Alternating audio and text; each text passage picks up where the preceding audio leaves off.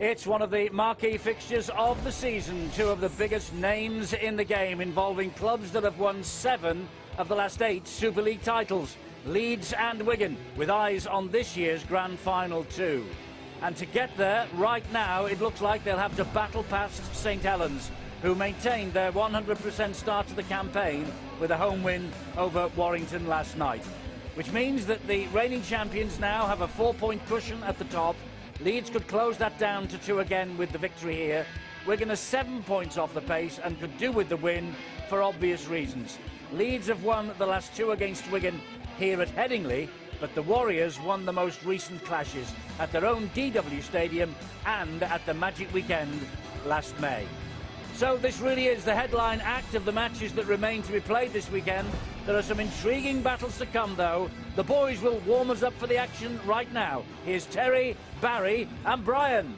Yes, thanks very much, Eddie. Absolutely intriguing fixtures. We're going to go through the 5 of them, including this one here at Headingley between Leeds and Wigan, and we're finding it very difficult to pick winners in all these. I'm joined, of course, by Terry O'Connor, fresh from his neighbour's wedding, beautifully attired, and Barry McDermott, or Russell Grant, 6 from 6 in his predictions last week, including the prediction that Hull KR were on the brink of something special, and of course they put 50 past the Catalan Dragons. What about their city neighbours, Hull FC? And it's Hull FC we're going to start with, Barry. They entertain the Catalan Dragons. Dragons have a shocking record at the KC Stadium. They have lost their last 8 there, but huge news for the Dragons. Scott Giroux is out, but Todd Carney will play 2 weeks after breaking his ribs in that draw they had, the 40-all draw with Salford. Mickey Paya and Tom Lynham come straight in to lead Radford's starting lineup. Well, Todd Carney might make a difference in this fixture.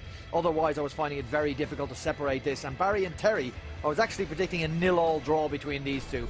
Hull FC, well, they can't score, but they can defend. Catalan Dragons, they can score, but they cannot defend. Well, leaked 90 points in the last 2 games, and that must be some sort of miracle. Was it 13 days ago? Breaks his ribs. Is that desperation, that, lads, that you need Todd Carney to play? Obviously, no Scott. I wonder why Scott Giroux's not playing. That would be interesting to find out whether he's injured or not selected. But I think Hull FC, when I watched the game last weekend, they were desperately unlucky. There were a couple of forward passes, a couple of decisions that perhaps didn't go their way. But all in all, enough in attack, Barry? Well, obviously not, because they're not scoring enough points. But what Hull have got, and what they've got to do, is get over the line. Talanoa getting over on this occasion, and Talanoa can score tries. Have they got enough in attack to trouble Catalan? You can't leak 90 points. So anything will trouble Catalan in 2 games. Yeah, you can't leak 90 points in 2 games and think that you're going to make it into that top 8 position.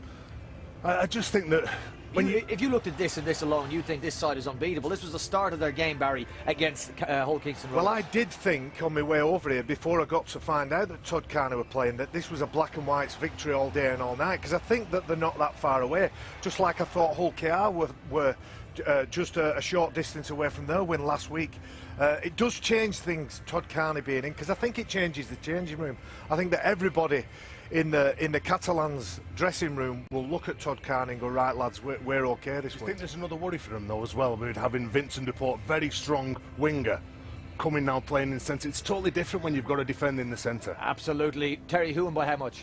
I think that Hull's going to win this game. I think Hull's going to win by 10. I'm going to stick with the black and whites, yeah. OK, Russell Grant, you're the one we're going to go with. OK, next game up for us is the Castleford Tigers against the Salford Red Devils. Castleford Tigers, of course, lost last week in that shocking match with Huddersfield at the John Smith Stadium. Salford had a victory over the Wakefield Trinity Wildcats. No Corey Patterson, no Kevin Locke for the Salford Red Devils.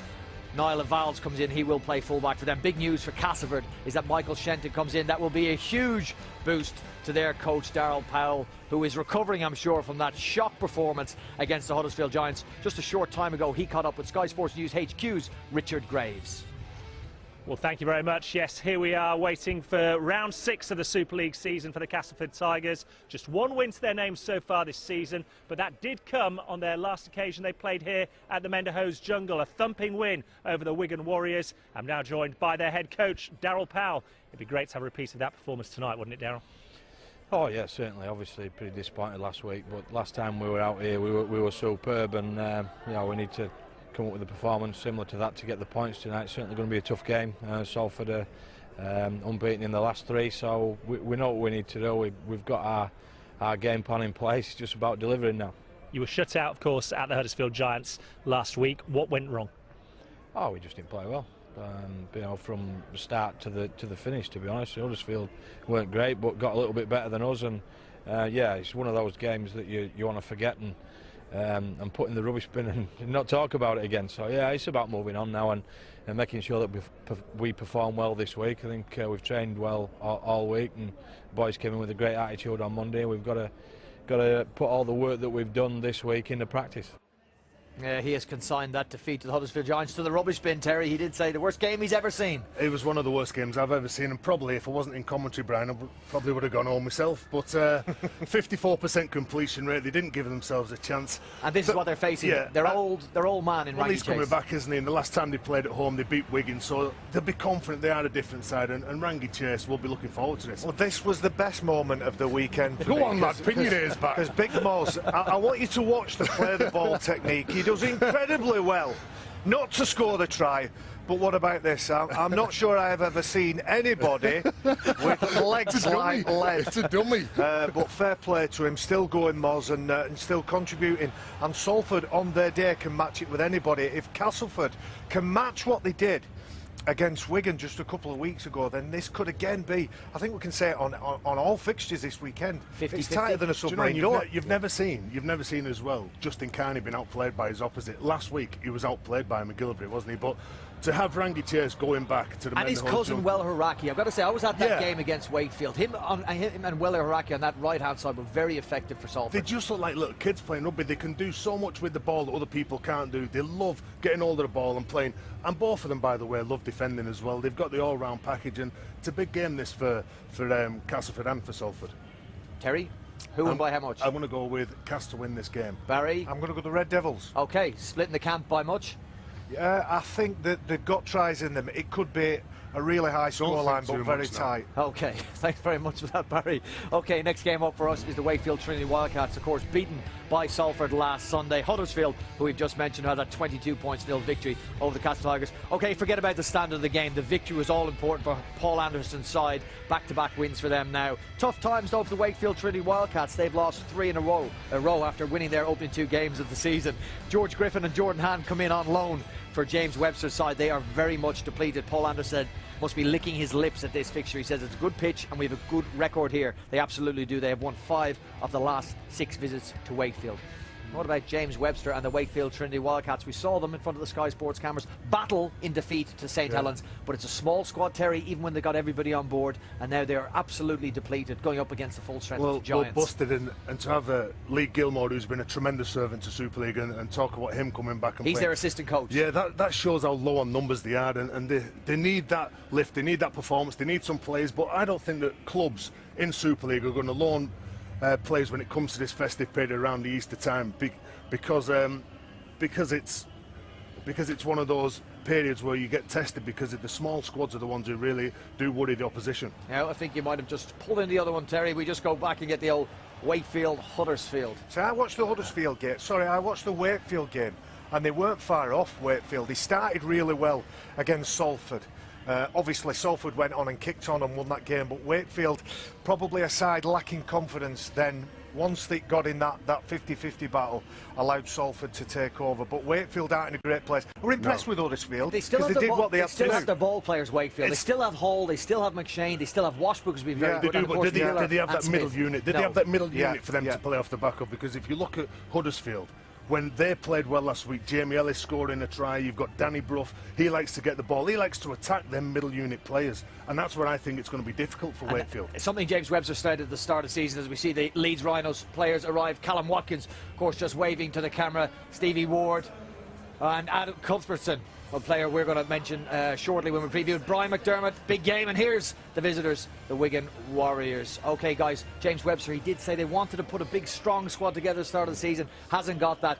Can they hold the Huddersfield Giants? They haven't Giants? got the money, Brian, to put the big squad together. I understand that. Can they hold the Huddersfield Giants if we focus down on this game? No.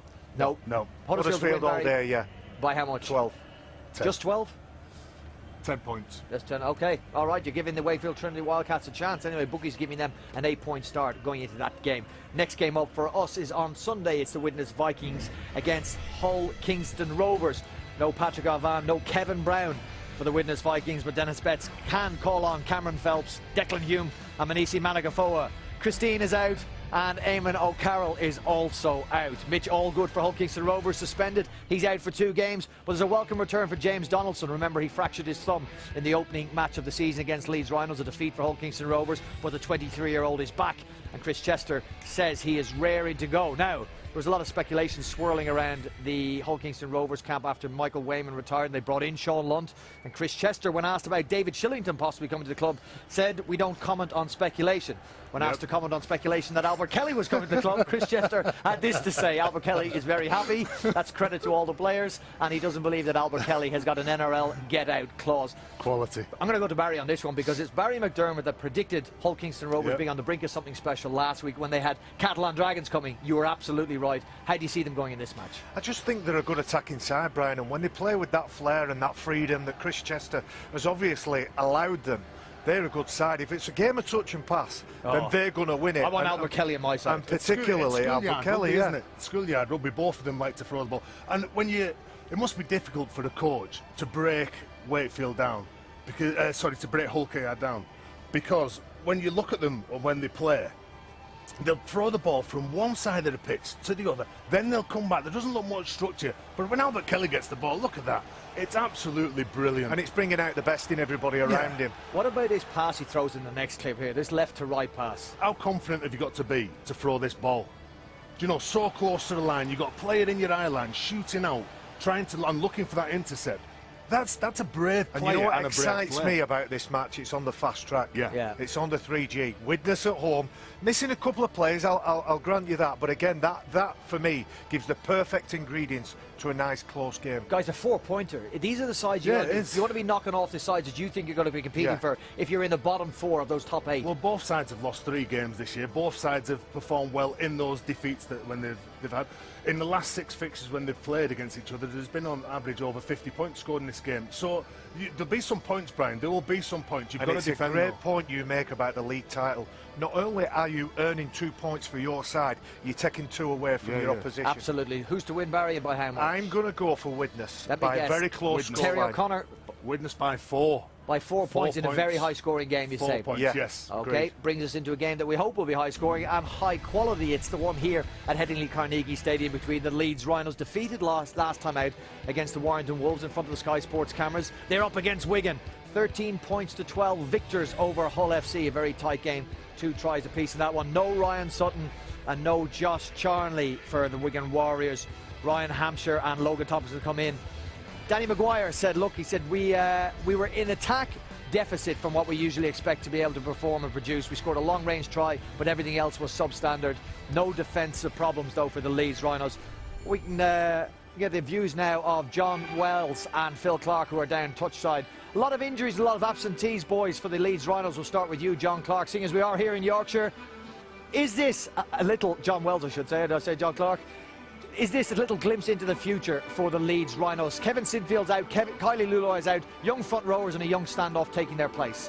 Yeah, I think particularly with reference to Liam Sutcliffe, I mean, don't forget he's still a 20-year-old boy, and he's played 46 games now for the Leeds Rhinos. It's a chance, albeit I think given a clean deck and a clean bill of health, they'd rather have Kevin Sinfield in there in a game of this importance. Having someone like Liam Sutcliffe as an able deputy, like I say, he's got plenty of experience under his belt. Perhaps this is the year now where he can actually push on and start to stake a more permanent claim for that number 6 shirt for as and when Kevin Sinfield moves on and gets to the point to retire, which is interesting considering the speculation around this ground this evening has all been about whether Zach Hardacre plays and the arrival of Ash Handley, the 5-try hero from the Boxing Day victory over Wakefield on the wing. It's his home debut this evening. That, for me, Sutcliffe at 6 is the most significant change this evening, and it's not necessarily, in my view, a bad change. Now, if I was to pick one part of the field out where I think Leeds may go, I think they had plenty of joy in the pass down that left flank, going through the hands from Sinfield to Maguire to Ablett on that crash ball with Joel Moon outside him. Now, Joel Moon limped off after 10 minutes from last week. Apparently he's got a clean bill of health. He'll be fresh going into this. Ryan Hall had a quiet one as well. And looking at that Wigan right edge, there's been some changes there, Phil. Don Manfredi's coming on the right edge for the injured Josh Charnley, and Anthony Gelling has never convinced me as the best defensive centre in Super League, so perhaps a potential happy hunting ground for Liam Sutcliffe going right to left with those guys in pursuit. It is a challenge when everyone knows how good Leeds backs are with the tries they've scored this season, and with the ball going wide here, they will be hard to stop. But you know, Wigan have got a great chance. They came here 3 years ago with the slightly weakened side and put 50 points on the Rhinos. Primarily, their success in recent seasons has been based on the fact that they've been more aggressive than their opponents, with and without the ball. Now then, Leeds have developed a more aggressive and defensive style this year, and it's been successful so far for them. I think tonight will be the game of the season so far. Back to you, Eddie. Thanks very much, Phil, and all the boys, and I hope that Brian Carney in particular is suitably impressed, because we had the Irish music for this St Patrick's Week playing in the background here. Well, the Leeds Rhinos team here warming up for this match. I've got Steve-O alongside me. You know, when you look at the Leeds team recently, without Kevin Sinfield, it looks very, very strange, and it looks very strange tonight. The leader, the king of Headingley, Sir Kevin, is not there. He's out injured. Liam Sutcliffe comes in. You've got to look at the youngsters coming through, and Leeds have done that for many, many years. And I think that it's a good opportunity for Sutcliffe. Step up to the plate, take the responsibility. Look, he's still young, he's still learning the game. But he'll be buoyed by the fact that Hardacre will be playing. Also, Callum Watkins will be very, very keen to have his full-back there, because their combination, when Hardacre chimes into that three-quarter line, that is where they can split Wigan apart. Wigan, they're in all sorts of trouble. If they lose tonight, they could finish up, if the results go against them, they could actually go into 8th or 9th position. So you talk about this Wigan outfit being put under pressure. We know they've done it in the past. They've got to really come back. Their biggest problem has been their defence. And nearest to it, and another problem, is that the forwards are not being commanded enough. They've got to give that platform for the three quarters. Matty Smith this season has not hit the high spots, and when your halfback doesn't take control out there, your forwards are not giving them the opportunity, then they are in trouble. And if that occurs tonight, Leeds will take them apart. Well, Wigan, they have found it a little bit hard to find any consistency at all so far this season. As Steve-O has rightly said, both sides are hampered by injuries tonight. For Wigan, they've lost the likes of Ryan Sutton, Josh Charnley, Sam Powell. They've also, of course, got Sean O'Loughlin, their skipper, on the long-term injured list. But as far as the head coach, Sean Wayne, is concerned, there's one man who will be playing out there tonight who puts in the hard yards for him week in, week out.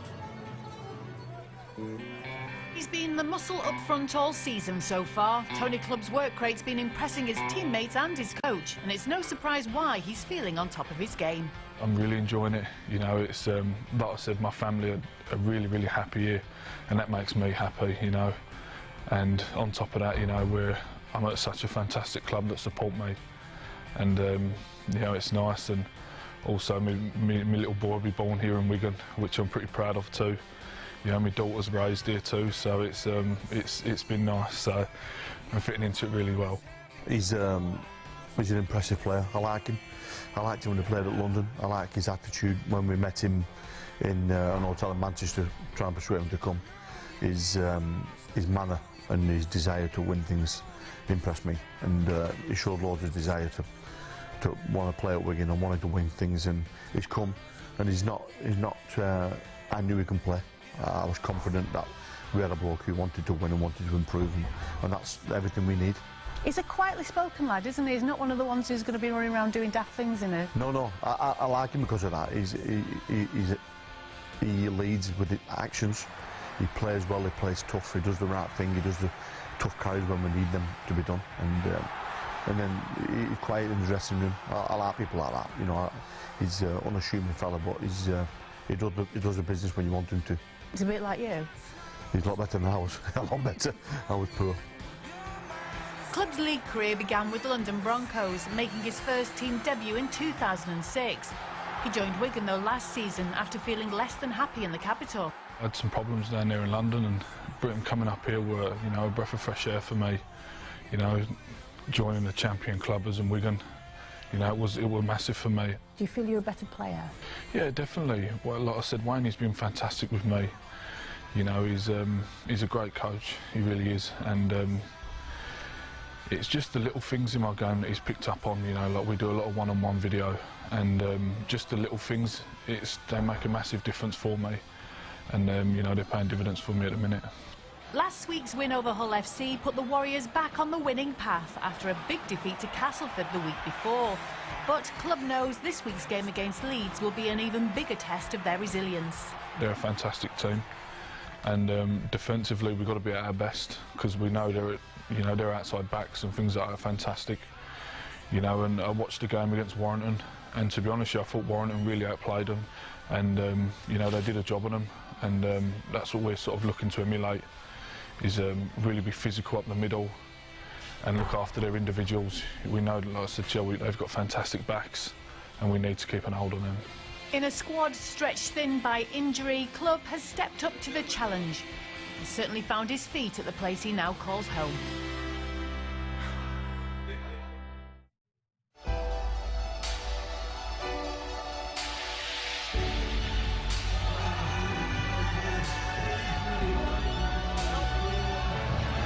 High kick again from Jeffries. The ball has bounced. It's a try for James Evans. It's celebration time for James Evans, because Wakefield are going to survive. Castleford are on their way down.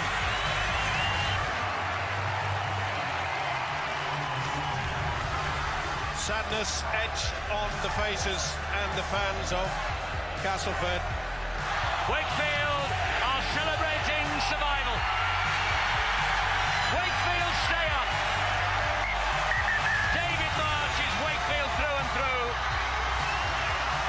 And Castleford are heartbroken.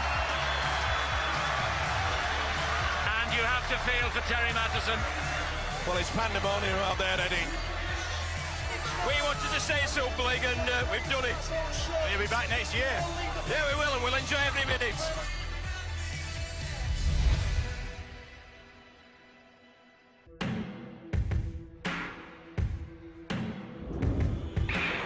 They competed in the first ever Super League Grand Final in 1998, and Wigan won, leaving Andy Farrell to lift the trophy on a rainy Old Trafford night. And when the two sides met again at Wembley in 2011, Wigan's record of never having lost a major final to Leeds was intact. But in Super League it's more honours even. In fact, the Rhinos have won the last two against Wigan here at Headingley, and in some style. Talking of style, Callum Watkins, they have a true match winner here. His run last week providing Tom Briscoe with the chance to score another eye-catching try. And suddenly it's Cuthbertson for England. Leeds Aussie import has a Warrington-born father. His claim's been endorsed by none other than the former national captain, Jamie Peacock. Well, Wigan, they have stuttered a bit so far, and the likes of young Joe Burgess will be desperate to show us he's anything but a one-season wonder, having burst onto the scene last year, scoring a great try in the home win last September. Sean Wayne takes defeat more personally than most coaches, but he's not panicking yet, far from it. Saints might be top of the table, but he growls defiantly. Wigan remain the team to beat if they want to win that title. This is a Friday dish that wouldn't be out of place at Old Trafford itself, and it's a repeat of the very first Grand Final of '98. Wigan against Leeds, always special. This has plenty riding on it. Leeds want to forget that first defeat of the season last week. Wigan don't want to lose touch with the leaders. Both sides have injury problems coming in. Ash Handley makes only his second appearance in the first team, taking over from the injured Briscoe, who has a shoulder problem. It's strange to see Leeds without Kevin Sinfield named. Skipper's got a hamstring problem, so Liam Sutcliffe will give us a glimpse of the future, maybe, in this his first start of the season. The starting forward pack's unchanged from last week's first defeat at Warrington. Carl Ablett is Leeds' under-16 coach. He'd be delighted to see Ash Handley, one of his former charges, playing in the first team tonight. Mitch Achurch, Kylie Luai both missing with knee and bicep injuries. So Andy Yates, who's been out on dual registration with Hunslet in the Championship recently, he comes in for his second appearance of the season. Wigan have got their problems too. England international winger Josh Charnley's out with ankle damage. He'll be missing for up to 8 weeks, so a chance for Dom Manfredi to make his mark. Young George Williams steps back into the side at standoff as Sam Powell's another casualty. Williams alongside Matty Smith, whose 13th Wigan drop goal won last week's game against Hull. They've had their problems all season up front. 5 props used already in the starting lineup. The job rests with Lee Mossop and Tony Clubb here, while John Bateman seems to love tangling with Leeds, sin-binned against them at the Magic Weekend last May. And on the substitutes bench, Logan Tompkins returns after 3 games out. His last appearance was in the World Club Series against the Brisbane Broncos, when he was also named as a substitute. So the Wigan Warriors, they rarely fail to lift the game when they come to Leeds. A raft of absentees, well, they both have, to be fair. They've both had to contend with some problems. Their 4-game winning sequence for the Rhinos ground to a halt at Warrington last week. It was their toughest test then. Wigan provide an identical challenge to a club that wants to win silverware in 2015. And out come the two sides, side by side, as they are doing throughout the course of this season. Well, there's a big crowd on at Headingley tonight to see this match. Why shouldn't there be? And before the kick-off tonight, the Leeds club is going to remember a former captain, Mick Clark, who passed away last week.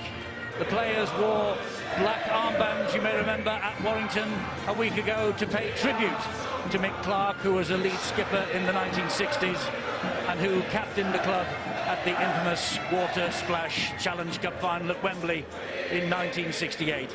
And it is the first home game, of course, since Mick Clark's passing. And there's also a colleague of Mick Clark who played in 2 losing semi-finals for Leeds. Les Chamberlain's his name. He has also recently passed away, and the players and the crowd here will join in a minute's silence in a moment to remember them as well. And also, we remember Adam Cunliffe, who has died unexpectedly at the young age of 20, a big Wigan fan. He was also a regular on the Leeds South Stand Terrace here at Headingley. There is a tribute to Adam in the Leeds Rhinos programme tonight, and many of his friends are here this evening in his memory as well. So a minute's silence will be held in a few moments' time to remember 2 great players and 1 very great young supporter of the game of rugby league as well. In total, Les made 107 appearances, including 4 as a sub, scoring 6 tries as well as captaining the side on occasion. Would you please join us in a minute's silence in memory of Les Chamberlain and Mick Clark?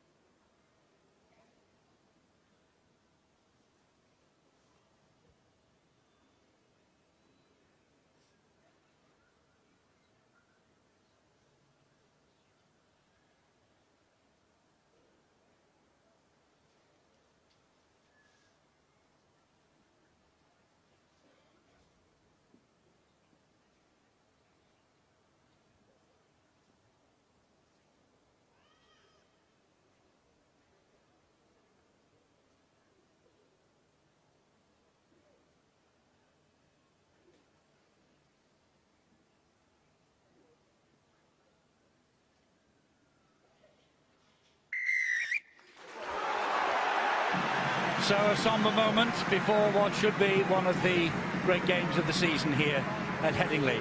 The second great game of the season, of the weekend, live on Sky Sports this weekend.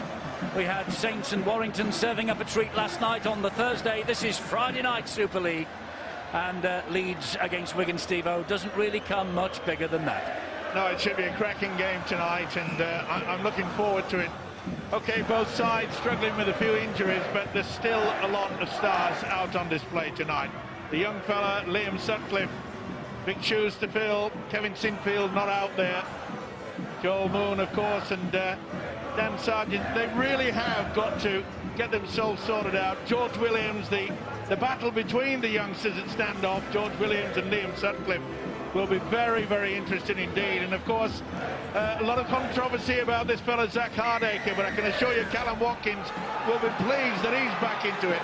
the combination of Watkins and the fullback Hardaker should be one of the highlights tonight. Jamie Peacock taking the ball forward for the first tackle of this match. Memories for Wigan of the Magic Weekend victory last year at the Etihad Stadium in Manchester. They were here 2 weeks prior to that. They lost on this ground, but then with 7 players missing, they went to Manchester and they beat the Rhinos, and that is certainly uppermost in the minds of the coaching staff and the players of the Wigan Warriors here tonight. 0-0 opening exchanges of what should be a really great battle. Leeds looking to get back to within 2 points of the Saints at the top. Wigan wanting to keep up with the rest and those above them. That's a high up and under, and it's just dropped into the arms of one Leeds player. It's carried on by Cuthbertson, and this is a better kick this time from Maguire over the top, and it turns young Manfredi around, and he's got work to do, and he does it with aplomb. What a run! Unbelievable. It was a poor kick from Danny Maguire to start with. Very fortunate to have the second chance, but the way that Manfredi come through there, that'll lift their confidence. Now, I know that Warrington, they took Leeds apart, especially in the opening 40 minutes last weekend, but I was still impressed with the Rhinos' defence. They still had it pretty solid, and Wigan, no, we're going through the blues at the moment. They really have got to come up with something very good to break down the Rhinos tonight. That was a solid tackle on Joel Tompkins. Here is Anthony Gelling, and 3 men again were there to bring him down on this, the last tackle, right on the halfway line. Matty Smith just kicks the ball in between Hardaker on that far side of the field, and young Ash Handley, and he gets his first touch of the night, the England Academy International of last year. Pretty good kick there from Matty Smith. That'll lift his confidence. I think he'd be the first to say himself that he really has not got into the swing of things this season. I mean, he was outstanding last year, little doubt about that, but of course Wigan, they've had their problems not only just in defence, but their ability to take charge in the forwards. They normally are very aggressive. They haven't been that this season. Well, welcome to our viewers on the other side of the world who are joining us this year on the Super League here on Sky Sports, Fox Sports in Australia and Sky TV NZ in New Zealand. It's breakfast time down there, and they've apparently been enjoying the Super League breakfasts this season, and you have joined us, ladies and gentlemen, for a fantastic match. Matthew Bowen did well. Yeah, not a bad kick by Liam Sutcliffe. That'll settle the youngsters' nerves, and as you can see, the Rhinos' defence, they're pretty eager. Got to be careful not to give away a silly penalty. This is a good catch by Bowen under a lot of pressure.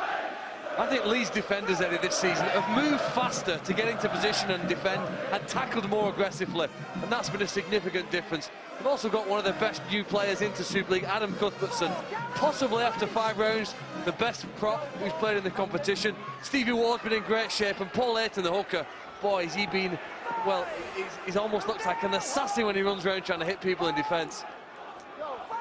Just inside their own half, Wigan, and the kick comes in from George Williams, long and down the middle, and it's a fairly soft, fairly standy surface here at Headingley.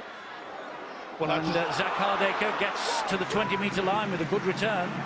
That's the second good kick that Wigan have produced. First it came from Matty Smith, and that occasion George Williams.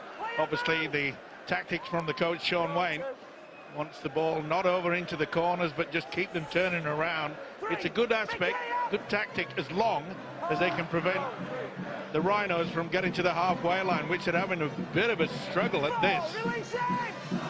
Adam Cuthbertson, he's taken the ball up in 100 carries so far this year for Leeds Rhinos. Stevie Ward just, was he limping a little bit there? Yes, he was. After that play, the ball fumbled by Matty Bowen. It went backwards. Oh, that's a risky pass. It is, and well, that was a bit of a shock for Tom Manfredi. Boy, lucky to get away with that, but why on earth did he offload? You know, the things like that, when you're a little bit fumbling and ball dribbles back, you just want to calm things down. It just instills panic in your own teammates. This is good defence on show here from the Leeds Rhinos, buoyed by that little fumble by Matty Bowen. This is Clubb, who is wrestled to the ground by Jamie Peacock. Michael McIlorum, the Wigan hooker at dummy half, gets the ball away to Matty Smith, and he hacks the ball downfield, but Hardaker is underneath it. And not a very good kick, was it? We saw the first two from Wigan, right down the middle, kept it low. And on both occasions they turned Leeds around, but not on that. And look at the position they're in now. Took it on the full from Hardaker, and the big winger takes it forward. Here is Danny Maguire. He spreads the ball to young Liam Sutcliffe. Just 2 substitute appearances so far this year for Sutcliffe. Sinfield with a hamstring strain, so he gets his chance. Callum Watkins thinking about the offload as he fell there. Paul Leighton maybe was not waiting for it. This is Sutcliffe again. He now is Peacock. Head goes back in the challenge from Tony Clubb. Interesting to see that Callum Watkins, he'll be putting a lot of pressure on George Williams. That's where he stands. That's not a bad kick either. That's great defence from Leeds. Tremendous stuff. Well, I'll tell you what, Eddie, it's 6 minutes into the game. No scrums, no penalties. And this will be the first break for the players. The kick wasn't the best. Gilling, big enough man to stay in the field of play, but it's an eager and enthusiastic Leeds chase. Ryan Hall, they'll know all about him from his run involving Tom Briscoe last week. There was a try for the Leeds Rhinos. This is a period now these players will be sucking the air in. As I say, this is the first major rest, 6 minutes into the game. Who'll be the first to crack? Big week for Brian McDermott, the Leeds Rhinos coach. He turned 45 on Monday. He will hope his men will be bouncing back tonight after losing their 100% record for the season at Warrington. They're in Perpignan next weekend to face the Catalan Dragons. So Warrington, Wigan, Catalan in 3 matches. You'll be able to see that match live with us, Sky Sports 3, next Saturday, the 28th, at 5 minutes to 5. Stevie Ward dropped to the ground by George Williams. Liam Farrell was in over the top as well. This is Sutcliffe. Sutcliffe to Maguire. Maguire then gets it away to Hardaker. And Hardaker is tackled well by Matty Smith. Ablett gives it to Jamie Jones-Buchanan. Now then, the line is in sight. He gets the ball away to Ayton. He finds Ablett. Ablett, oh, he spun it wide, looking for Hall. Only found the ground. And Brian McDermott knows that that was nearly the chance. I can't believe it. Ablett really had Joel Moon there waiting.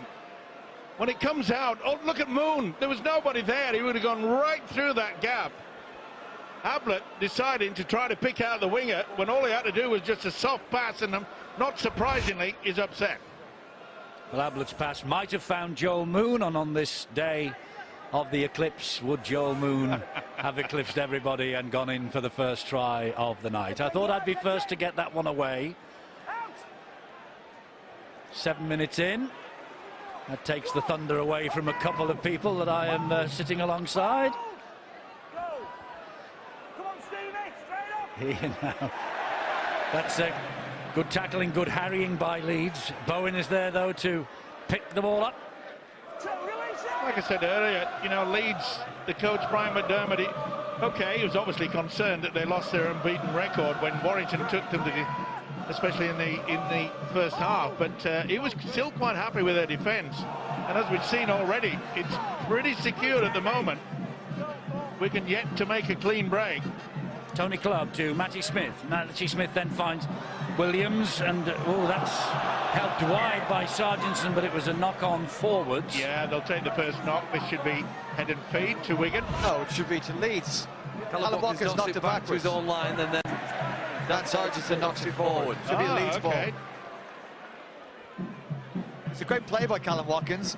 He had come up to try and shut it down. He knew he had to make a play at it, and he took the odds that his players would sweep up after him. Could have got exposed, but should be a scrum down. Ball to Leeds Rhinos. Sean Wayne, the Wigan coach, of course, pulled on the Leeds jersey in his playing career. Here is Hardaker. Gets the pass away to Moon. He gives it to Ryan Hall. And Hall, it's a Hail Mary over the top, and Maguire's onto it, but it went forward. Went forward. Maguire might touch it down, but he'll have to bring it all back for the scrum down with Wigan's head and feet. Well, did he get the nod from the touch judge here? I'm not so sure about it being forward. That's the one, Steve-O, that's forward? Well, I think it went backwards and then bounced forward, but I tell you what, it must have been 50-50. Well, I think it was forward, and it did come from the touch judge call that one in. You know, the Wigan right winger will be happy with his first 10 minutes of the game, wouldn't it? Great run early on to get them out of trouble on a kick return. And then I tell you what, he's made that look easier than what it is. When Ryan Hall has the ball in his hands and he's moving at full speed, to stop him or get him out of play isn't something that looks that simple. You're absolutely right. Last Thursday we made a big deal of Jermaine McGilvery's battle with Justin Carney. McGilvery came out on top of that one. That's not often that happens to Justin Carney. And Manfredi against Hall will be a similar battle. That's first blood to the Wigan man, but I'm sure Hall will have a riposte. First blood to Castleford at the Menderhose Jungle here in West Yorkshire. And the Tigers lead the Salford Red Devils, Rangi chasing all by 6 points to 0 early there. Here, 10 minutes gone. We await the first points, and Bowen gets it away nicely to Gelling, and Gelling's got Manfredi with him. He mightn't need him. Well, he did actually, but then he turns it back to Matty Smith backing up, and Smith goes over for the first try for the Wigan Warriors. Well, it was the first clean break by the Wigan side, and they have made it count on the scoreboard.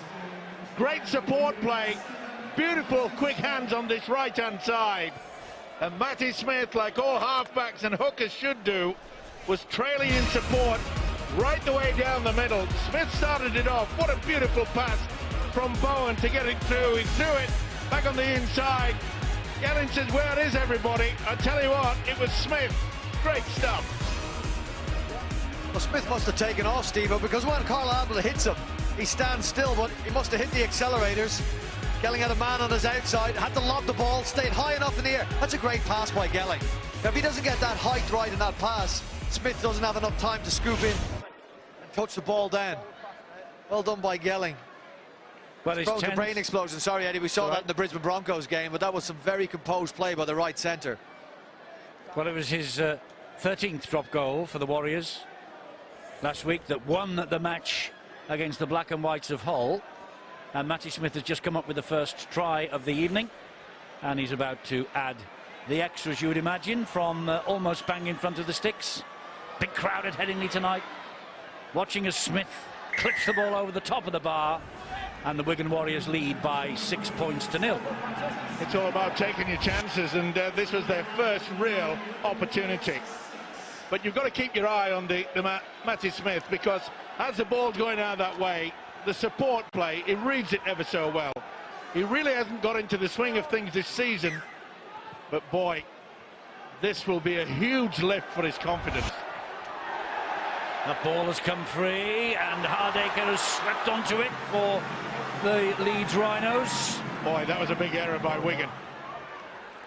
This is Peacock now, and young George Williams was in there first with Tony Clubb. Ayton to Sutcliffe, back on the inside it goes to Cuthbertson. Big battle between the two number 17s, but Cuthbertson gets that ball away to Ayton. Here is Sutcliffe, now it's with Ablett. He should have cutting back. He should have stepped, he had the man overlap. Really should have sent it to the centres. Sutcliffe again into centre field, and Stevie Ward comes up with the error. They've lost the chance, Leeds. I think you saw one example of how one error almost led to another, didn't it? He was too reluctant to pass the ball on Carl Ablett after his previous mistake, and the fear gripped the ball tighter than the opportunity in front of it. Leeds have had two chances, good chances, on the left, down at that end of the field, but have blown both of them. Wouldn't you try and get the ball in Joe Moon's hands? We see Wigan's chances come to nothing. Wouldn't you give the ball to Joel Moon as early as you possibly can? They're going to have to work that out with Carl Ablett and make sure that if Carl Ablett gets in there, he's got one thing in his head: get that ball to Joel Moon, let him ball play on that edge.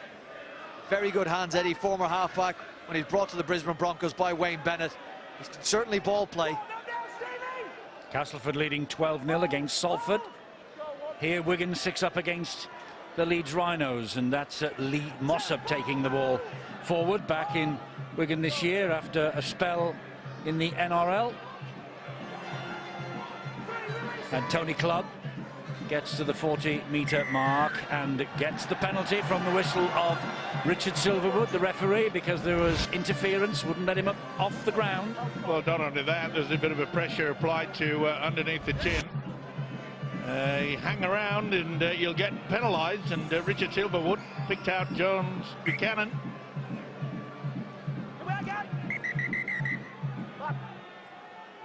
So Wigan will start again, some 30 metres away from the Leeds line. Joel Tompkins goes down in the tackle. This now is McAlorum. Infield it comes to Matty Smith. He finds John Bateman.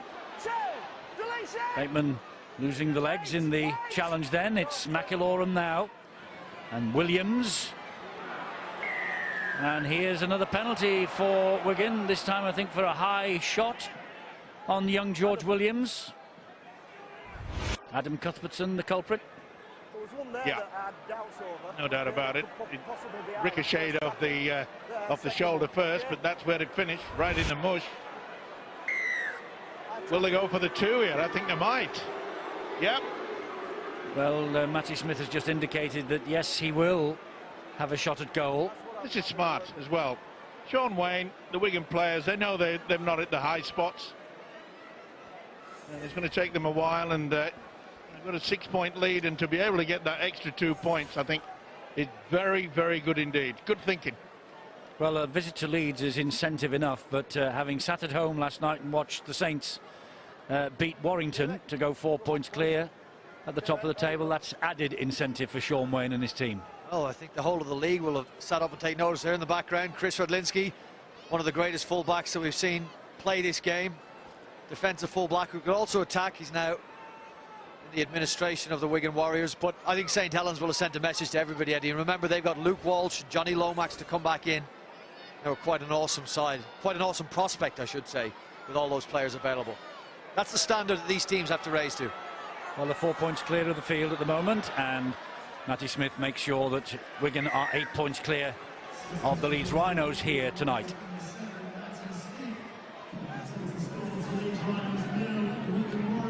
You know, in the recent past, they haven't particularly enjoyed life in this part of the world. West Yorkshire, their last win here on this side of the hill, June 2013, 36-23 at Wakefield. Catalan Dragons lead 6-0 against bottom of the table Hull FC. Catalan have not won at the KC Stadium in 7 years. Well, let's hope it's a better receive, and they've made a real mess of it again.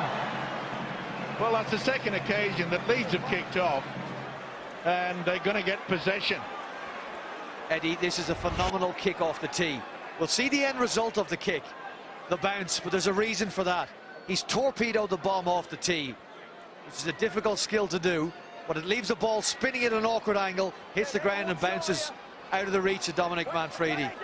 He actually jumped on the field of play, Stuart, on that occasion, did he? It was probably it. But I think the Leeds player knocked it on and the ball was knocked forward then, so the scrum's the right result. Superb kick-off. Well, it was lucky for Wigan because it looked as though Danny Maguire, if he could have taken, that would have been play on. That try would have been given. Jamie Peacock driving the ball in towards the Wigan line. Peacock needing one try for 80 in his glorious career. This is Paul Ayton. Off the ground, he finds Sutcliffe, he finds Maguire. This is Moon.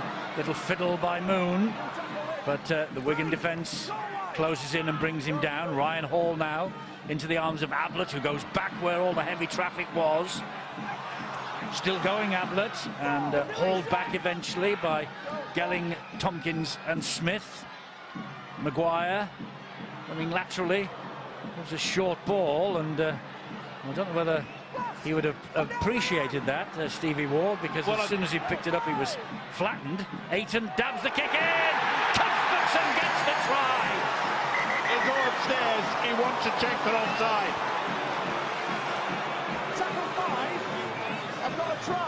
It was a good little kick through, though, wasn't it, by Paul Ayton?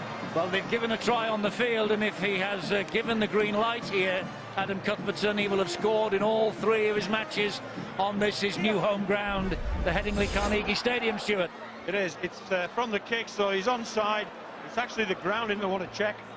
His feet were very, very close to the dead ball line when he went over. Does he actually put the ball down on his as he travels through? I think that's what's slightly confused the officials. Yeah, he's got it down there. I think he lifts the ball up after this and then puts it down again. There's no problem with that, that's a try. Yeah, it's TRY time, and Leeds are back in this game. And it was very, very quick thinking from the hooker, Paul Ayton. That is the confirmation, boy. It's a great relief for the Rhinos, that's for sure. Not so for the Wigan defence, though, after that poor attempt to take the kick-off.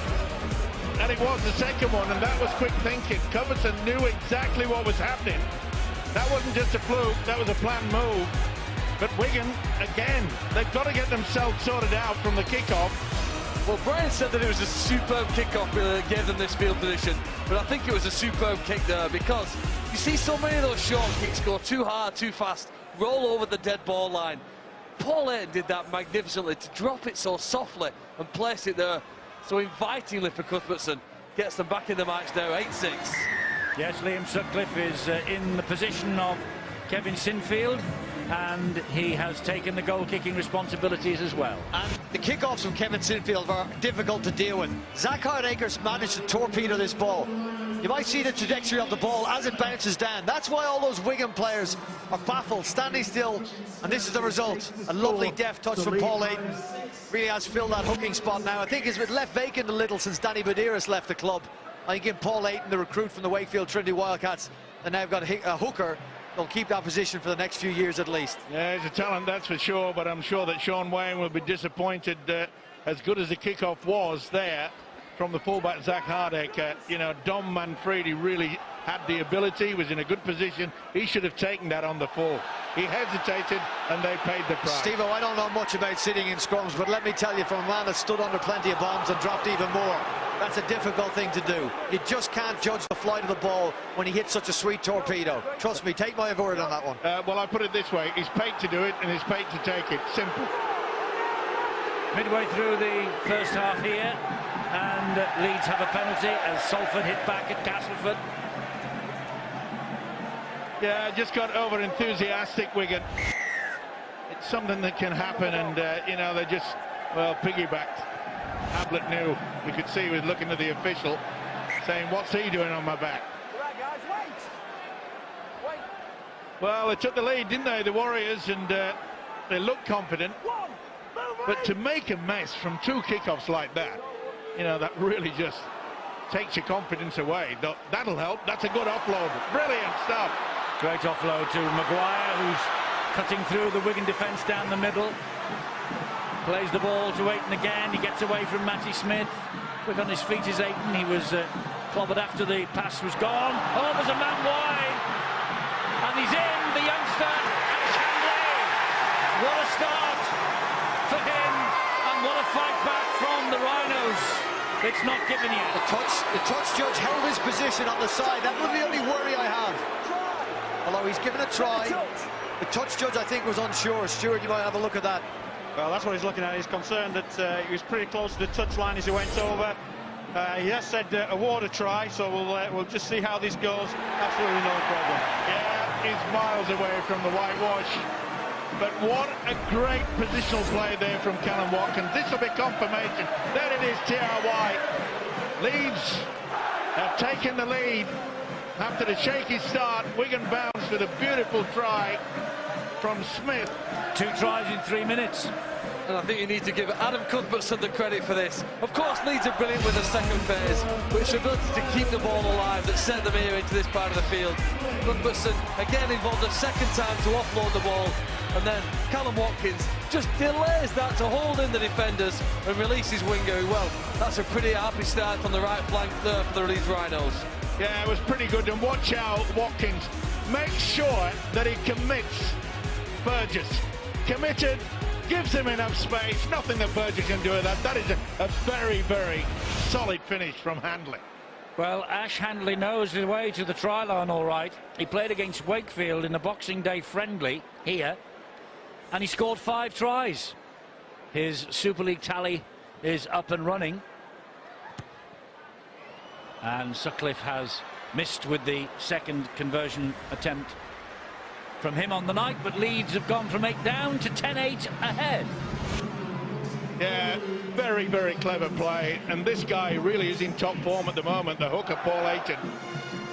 Been a real thorn in this Wigan's outfit side, and oh, that is a great finish. He'll remember that for quite some time. So will the Leeds supporters.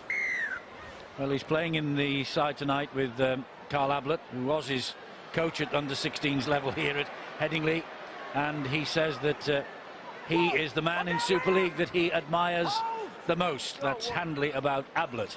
But I think Ablett will know that there is a rich talent available to Leeds here tonight on the right wing. Well, to boost this Wigan outfit now, they've got to make sure that they can keep Leeds well and truly down in their own half. If they get anywhere over the halfway line, and the ability that we've seen already from Danny Maguire with the kicks into the corner, they'll be turning this Wigan outfit around and around. Jamie Peacock lifted off the ground, does a 360-degree turn, courtesy of the two defenders, and just gives Joel Tompkins a pat on the back, says, let's get on with it. Bowen. And Burgess, sure, he's buried by Peacock. They're on the toes, the Rhinos, at the moment. Well, Peacock was, that's for sure. Well, it looked as though Peacock had been onto a springboard. Bong. Oh.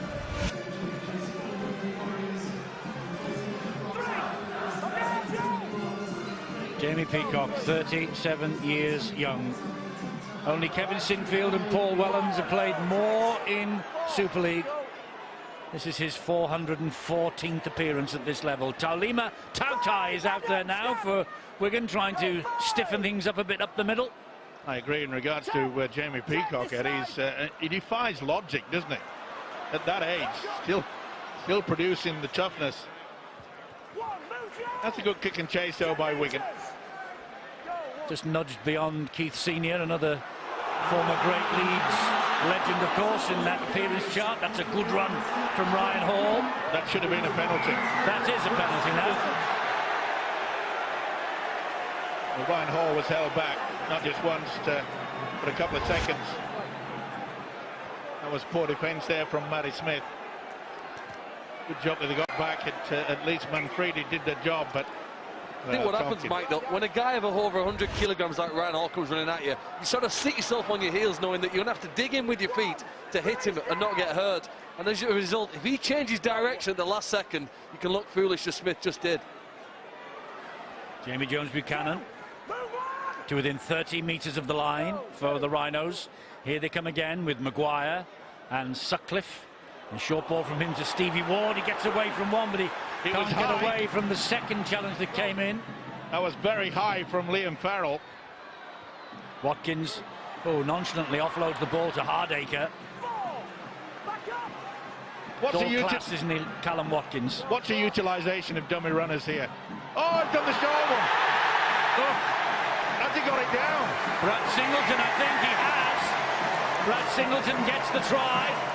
Only just on the field, having an instant impact, just as he did at the KC Stadium in the second half against Hull FC a couple of weeks ago. And Brad Singleton, with a substitute in all so far, but every time he's been there, he's made an impact when he gets on, and he has here. Well, I was saying the utilisation of the dummy runner fooled me. I tell you what, it fooled Wigan's defence as well. They thought he was going to be utilising the dummy runner. Singleton says, give it to me. He got it. Tell you what, the guy with the orange boots, I know he has one on that, but Adam Cuthbertson, the prop for Leeds, number 17, going to be the first man with his hands on the ball there. I think he's been a brilliant recruit to Super League, and the Leeds Rhinos must be delighted he joined them with the way he's gone so far.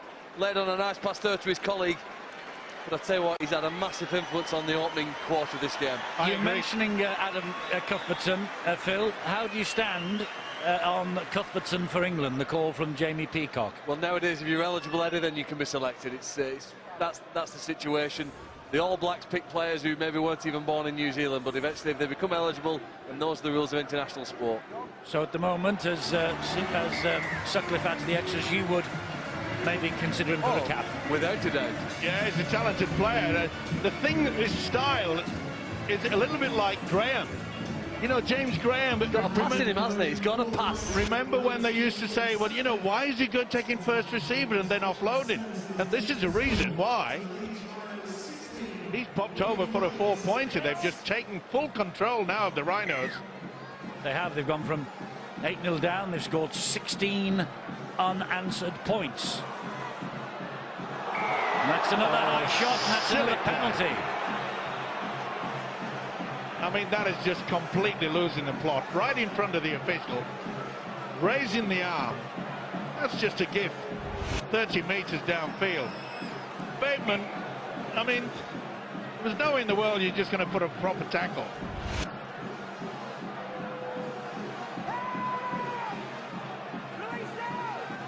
And, well, there's a bit of a ding-dong going on at Castleford. Here, it's Leeds who suddenly have the ascendancy. With Ayton to Maguire. And here they come again with this man, Singleton. He's 22 years of age. He has played for the England Knights. If he keeps this going, surely a full international cap won't be too far coming. Maguire dumped to the ground. Good defence here by Wigan, man on man. Didn't come out, nobody left a gap on the angle. Sutcliffe to Hardacre. This should be high into the dark sky. And up it goes. Manfredi pouches it safely enough. Had a great run from... Oh, and hang on, there's a problem here. There's a major problem here for Danny Maguire, I think. Yeah. I think maybe one of his own players may have gone right over onto just above the ankle. Well, he's trying to get up. No, he just went underneath, didn't he? Oh, yeah, he really felt that. Nowhere to go. He couldn't get the leg out the way. Watch this, left leg right underneath. That is awful. He doesn't want to leave the field, doesn't he? Well, that is amazing that he's actually got up. It's frightening what they put their bodies through down there, Eddie. When you see the impacts they're involved in. That was an awkward tackle he was involved in there, but even straightforward shots, the rocking of the body, the head goes back, they just pick themselves up and go again. You can't but admire the athleticism of these players. You're absolutely right. That's Lam Patrick turns and gets the ball away to Bateman.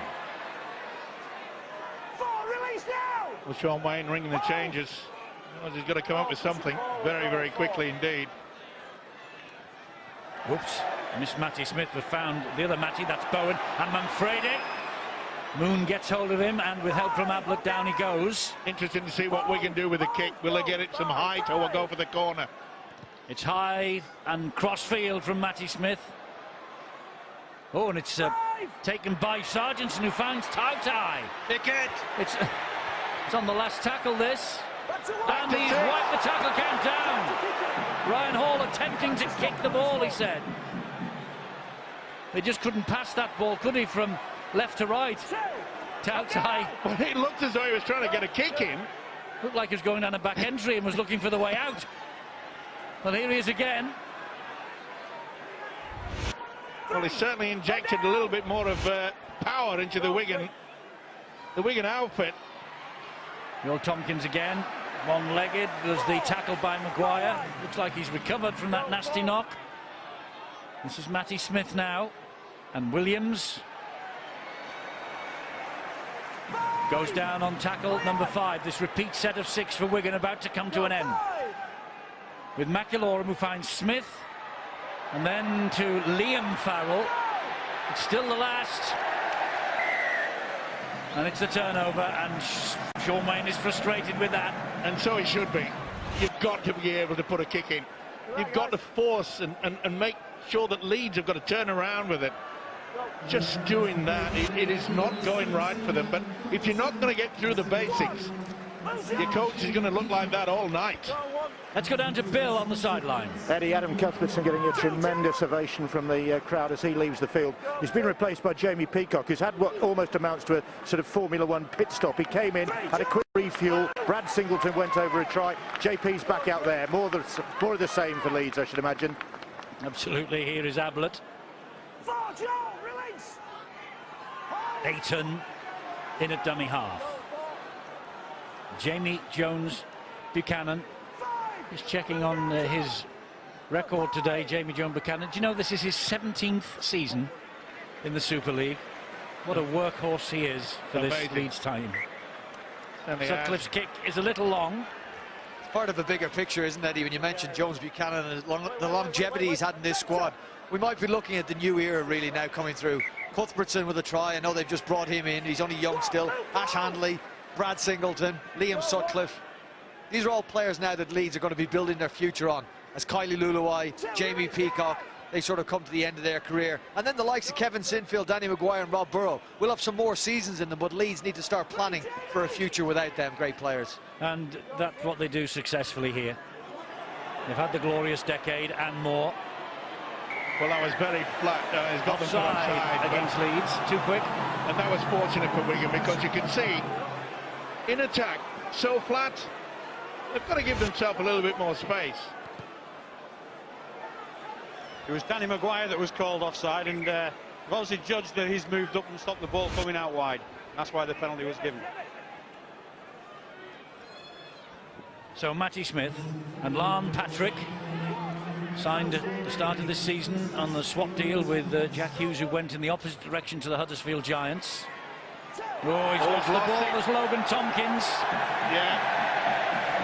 And that's what it's like to be a coach under pressure when the side is not playing well, coming up with basic errors. Just on the field, Logan, and...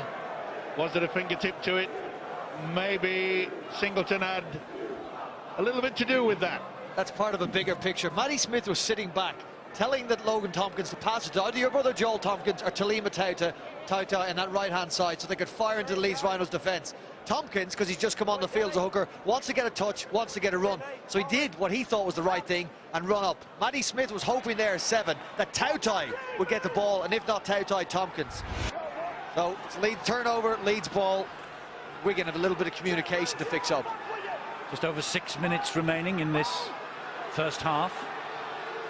And Hull are in front against the Catalan Dragons now, 10-6. Bottom club, Hull, trying to battle their way out of trouble. We'll have pictures, by the way, from that Castleford match for you when we are finished here at Headingley tonight. All the tries you can enjoy on Monday night, 6:30 Sky Sports 3 with Bill and Phil for Super League full-time. We're pretty fortunate there, Leeds. It's a bit scrappy, and that's a knock-on. The official said you didn't have full control of it. I'm not so sure he wasn't, I mean, Sargent's in there. You can see quite clearly that he's been involved pulling the way. Obviously, the official hasn't seen this build-up, and all he sees is this one. In their defence, that's such a tough one, isn't it, Stuart? You've been out there in the field. It is tough to see it. Who lets go, who pulls out. Well, that's it. I mean, you can see from the slow motion that the ball has been stolen, but when it's very tight in there, the referee probably doesn't even know that the ball's come away.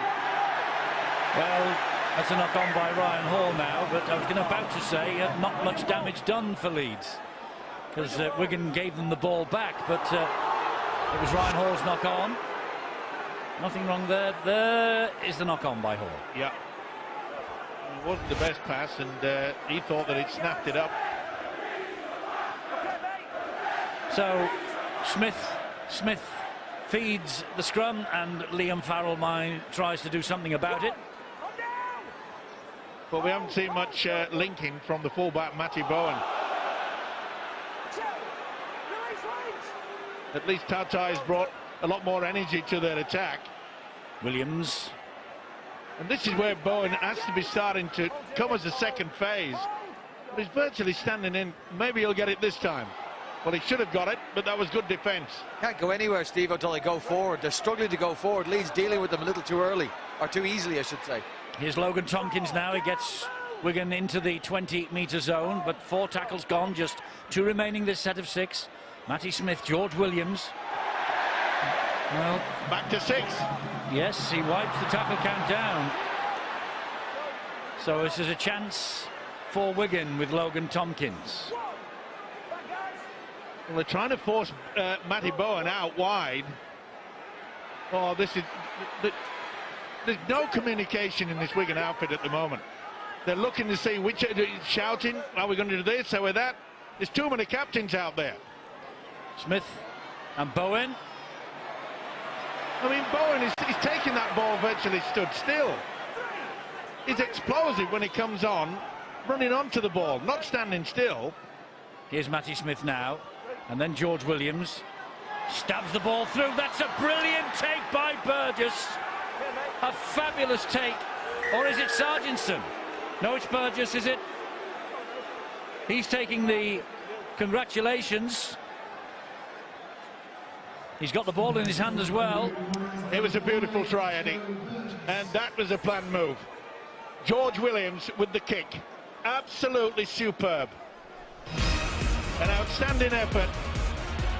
This is where they had the opportunity, but Watkins couldn't pull it in. It's the second occasion they got the second set of 6. But look at this.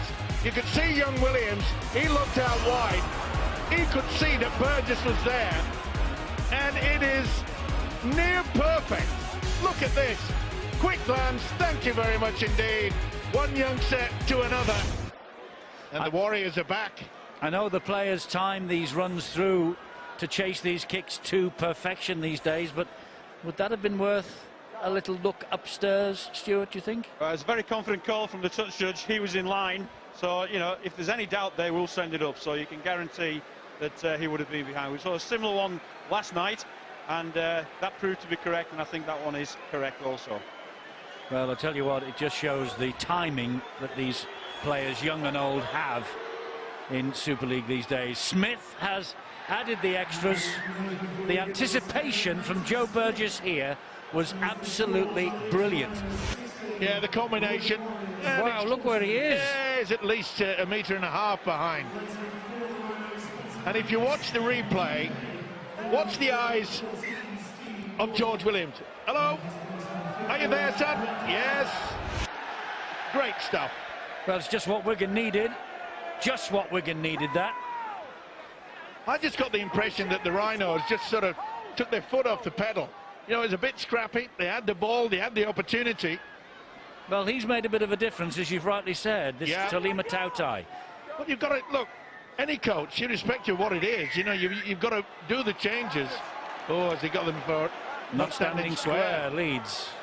Well, golden opportunity. Well, penalties are helping Wigan, and extra sets of 6 for hands in and all that sort of business, helping Wigan piggyback their way upfield. Well, they'll probably get 2 drives and maybe utilise a kick early. It's just over a minute remaining. Liam Farrell plays the ball to Logan Tompkins. First touch was not the best, but he's recovered his composure. Yeah, and he sparked them as well. Williams to Bateman, straight at Jamie Peacock. No respecter of reputations, young Bateman. This is Williams. Williams then to Matty Smith. Matty Smith gets the pass away. Oh, panicked. He panicked, and the coach knows it as well. Why on earth didn't they just wait until the very last and apply the kick? Well, some things have gone right, some things have gone wrong for Wigan, but they're only 2 points down as we approach the last 15 seconds of this first half. Leeds had a really dominant spell, and now they have a penalty for not standing square. Well, I've got about 3 seconds. And it's a kick and chase by Maguire. Manfredi to the rescue. Siren's gone for half-time. Will this come back and bite Leeds? Will this come back and bite Leeds? Here is Sargentson. Still going. Down he goes eventually. Well, an entertaining first half, there's no doubt about that. Wigan bossed it for the opening quarter of an hour. They were 8-0 up, courtesy of Smith's try and a couple of goals from the same man. Then Leeds got going. 3 tries in 8 minutes. Cuthbertson, Handley and Singleton. Burgess's try just before half-time sets us up for a cracking second half.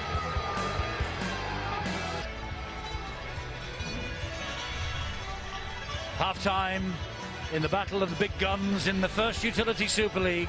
Leeds 16, Wigan Warriors 14. 3 tries to 2.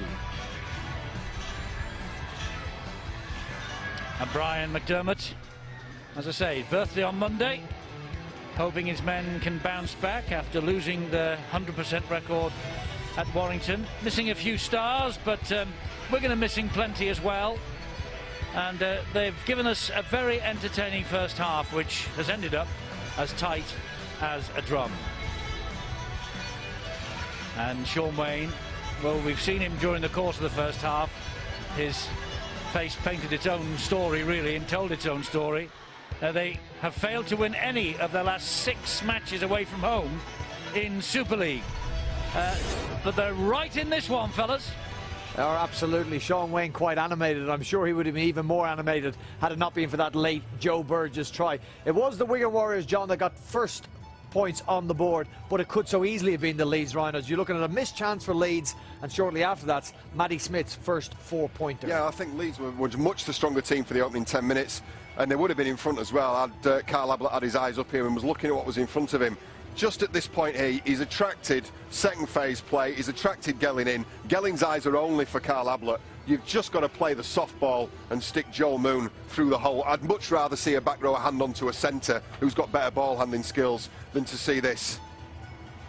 It's a very, very low percentage play, and you can see how disappointed he is. And this is what we're talking about in games of this stature, games of this nature. Small decisions lead to big consequences. I looked at this first and I thought maybe Danny Maguire had committed himself too early to the defence, got himself up and in front. Joel Moon had done really well. He'd made a great read. Keep your eyes on him. He'd slid off Joel Tompkins and onto Matty Bowen. But on second thoughts, look at Matty Bowen's catch and pass. He sees what's in front of him. He's managed to get the ball away. That's a one-step catch and pass, and he releases Anthony Gelling then, and they get a little bit of good fortune off the back of this with a Hail Mary pass to nothing, Matty Smith following up. Well, yeah, I'd argue that Gelling knew exactly what he was doing of floating that pass up. He had to float it up to give Smith time. Smith kicked a penalty shortly after that. That was 8-0 to the Wigan Warriors. Leeds Rhinos hit back. Cuthbertson tried from Aiton's kick, and then this try to young Ash Handley. Yeah, he was try scorer turned catalyst, if not provider. Second phase play. We'll come back to this second phase play concept a little bit later on. I think Leeds do it better than a lot of other teams. Once Aiton gets it across to Cuthbertson again, real ball handling forward, isn't he? This is the smart bit. I think by committing Burgess there, just doing enough to pull Burgess within a metre of him, allows Ash Handley to get through on the outside. Brilliant from Watkins, really, in that. Yeah, that superb. One. Okay, Sean Wayne, I said he looked a little happier in the dressing rooms at half-time than you would normally expect, or you would have expected, had Joe Burgess not scored this late. And it was because of one of very few positive contributions from George Williams. He's been kept very quiet. He's been caught in possession an awful lot more than Sean Wayne would have liked. And I think that's down to what you were saying in commentary.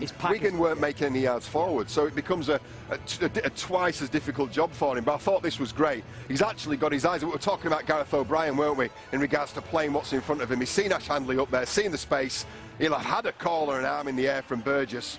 And that's a great decision to stick it on the toe. Really well finished by the wingman. OK, we have got 40 more minutes to go. Make sure you stay tuned into that. But John Wells, you've got a quick prediction on this, and you can show us why you think Leeds Rhinos are going to go on and win this game. And it's that second phase play that I'm talking about. I think they do it better than any other team. Have a look at what Cuthbertson does here. Really on in the game, this.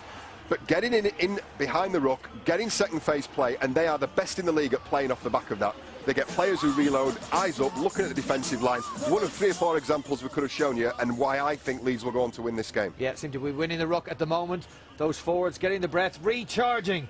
Zach Hardig will have an influence in that game. Not sure, no doubt about that. I should say the Wigan Warriors dressing room, well, they've got a lot to do, especially in the forwards. OK, Eddie, 40 more minutes to go. John Wells thinks the Leeds Rhinos will go on and win this game. I'm not so sure. I think the Wigan Warriors might have a say in this second 40 minutes. Well, it's lovely balanced. There's no doubt about that. Beautifully balanced.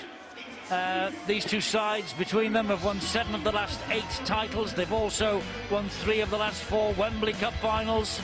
Super League titles, 6 to Leeds, 3 to Wigan. Who's going to win the second half here, though? That's the question. It's just 2 weeks away. The weathermen are promising a heat wave, and it will certainly be red hot as far as the First Utility Super League is concerned. This is the lineup. The Hull derby on Thursday the 2nd, Good Friday, Castleford Leeds, then Wigan Saints. And we have 2 more for you on Easter Monday as well. Warrington Castleford at 2:40 and Catalan Dragons against the Widnes Vikings. Here we have the second half to come of Leeds against Wigan. Hardacre, he gets the second half underway. Bowen is underneath the kick-off this time. No mistake from Wigan from that kick-off. And Talima Tautai brings the ball forward, but he's greeted by some vigorous Leeds defence again. Well, I think the Wigan coach, Sean Wayne, would be quite happy to have gone in at half-time only 2 points in arrears. Because the simple errors and missed tackles that they came up with in that first 40 minutes. And they look a little bit more confident starting now. They started off well, yeah. I was going to say that, Steve. Oh, you're right. They started the first half in great form. A quarter of an hour, it was all theirs, and then it went a little bit awry. Yeah, you know, Leeds kicked off on 2 occasions, and Wigan offered them the possession by 2 mistakes, and they can't afford to do that in the second half. Reached the last tackle, opening set of 6, and Matty Smith with the kick is straight into the arms of Zach Hardacre. And he makes a little bit of ground further forward. Good run from the Leeds Rhinos fullback. Well, that rather surprised me. You know, in that first stanza, you saw Matty Smith on the first 2 occasions kick the ball low, kept it onto the ground, and it put them in a very, very good position. That surprised me. It went right down the throat of Zach Hardacre. Well, you know, possession in the first half was pretty even as we see 2 Wigan players here injured. One thing Leeds were far better than their opponents at was making ground with the ball. You've got to go forward in this game. The 2 Wigan players just get attended to. Lam Patrick and his teammate, is it John Bateman? Yes, I think it was a clash of heads, wasn't it? So yeah. There will be some serious inspections taking place. But this is a great example of just what I meant there, really. Leeds ran the ball and were dominant in that middle of the field. They did certainly out most of their opponents, as you see a team of medical staff now on the field assisting them. I think they believe that Lam Patrick is the worst case of the 2.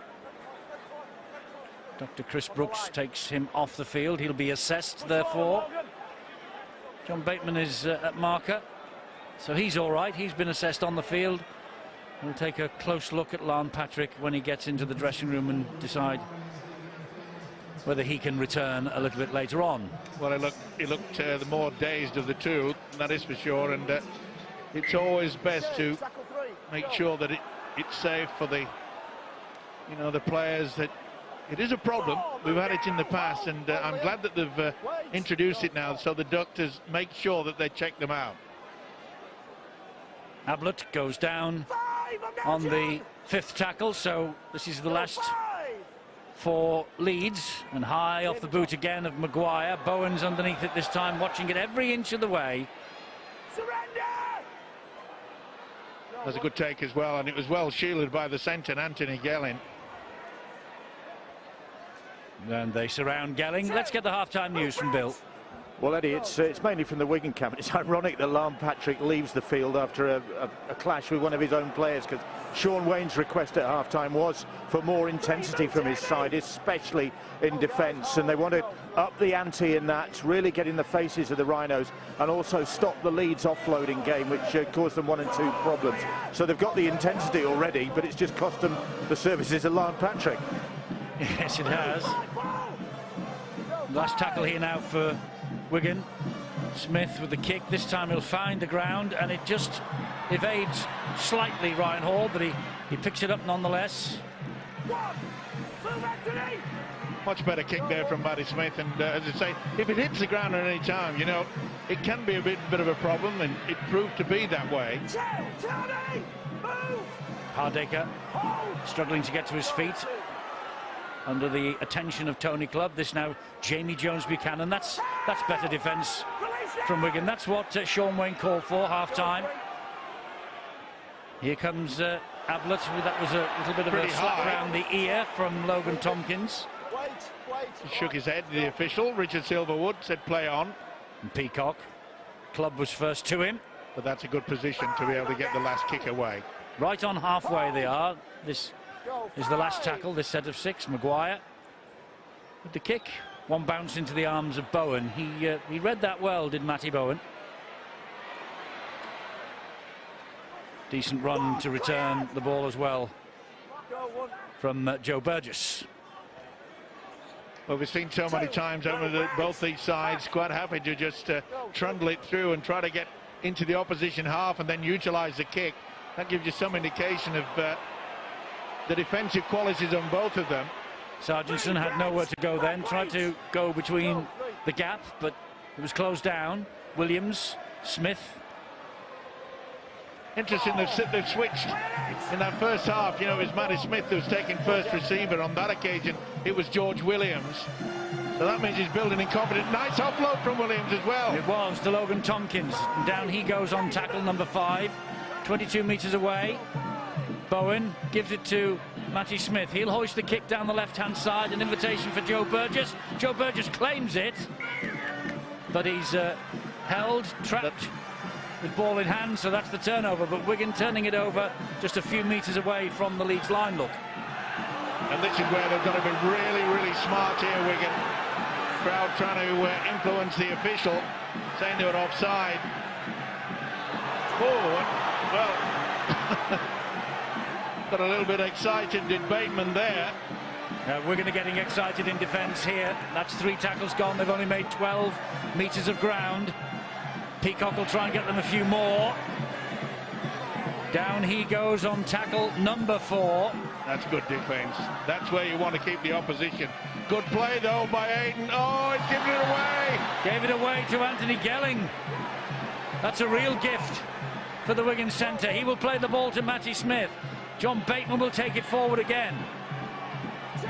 This is where Matty Smith now will start taking control. He'll get it. Yes, he called for it and got the ball. Back it comes to Williams. He bounces away from the first challenge from Liam Sutcliffe. Well, Wigan have the numbers down the right-hand side. Tautai going that way, away from Ablett. Little flick pass finds Tompkins. But Delaney off the bench finds him. Here's Smith. Smith then to Bateman. And Bateman releases the ball to Williams. He goes back to Bowen. Bowen then on to Matty Smith. Here's Tautai, and well done, Joel Moon. Yeah, he picked him out. Tremendous tackle, ball and all. This will be a kick into the corner. It is from Smith again, looking for the height of Burgess. Finding Burgess, he dumps it down to Sargentson. Sargentson keeps the movement going to Farrell. And Farrell on the last humps the ball high in the air off the left boot. Bowen has got it. It's still the last, and Bowen is trapped. Well, he's not happy with that, Sean Wayne. He needed a little bit of a better kick. And just on that, you know, they were in a good position, 20 metres out. It should have been a dribble into the in-goal area. I will say that the in-goal areas here at Headingley are very, very small indeed. But at least you've got to start looking for it and apply that pressure. Ayton. And here's Delaney again. First appearance of the year last week, also as a substitute at Warrington. Ayton to Hardacre.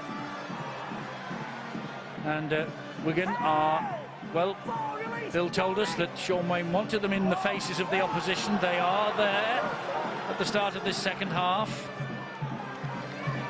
Another good tackle, that's tackle number 5, so here comes the last. And Maguire to Sutcliffe, to Watkins, they're running it. And it's Handley who hacks the ball downfield. It's a good one as well. It's a very good kick. Tremendous work from Handley. And the chase is fantastic. That is good play. Wonderful stuff. That'll be a dropout. Backslapping, high fives, all round for Leeds, applause off the south stand. That's brilliant, absolutely brilliant. It's worth probably a point or two here what they've done to kick the ball so well, and then work there to take the Wigan player Bowen, who's really, I think, this season not started anywhere close to his full potential, and drag back in goal here for what could be a game-changing play. There's 2 of them in it, really, isn't it? It's a brilliant play.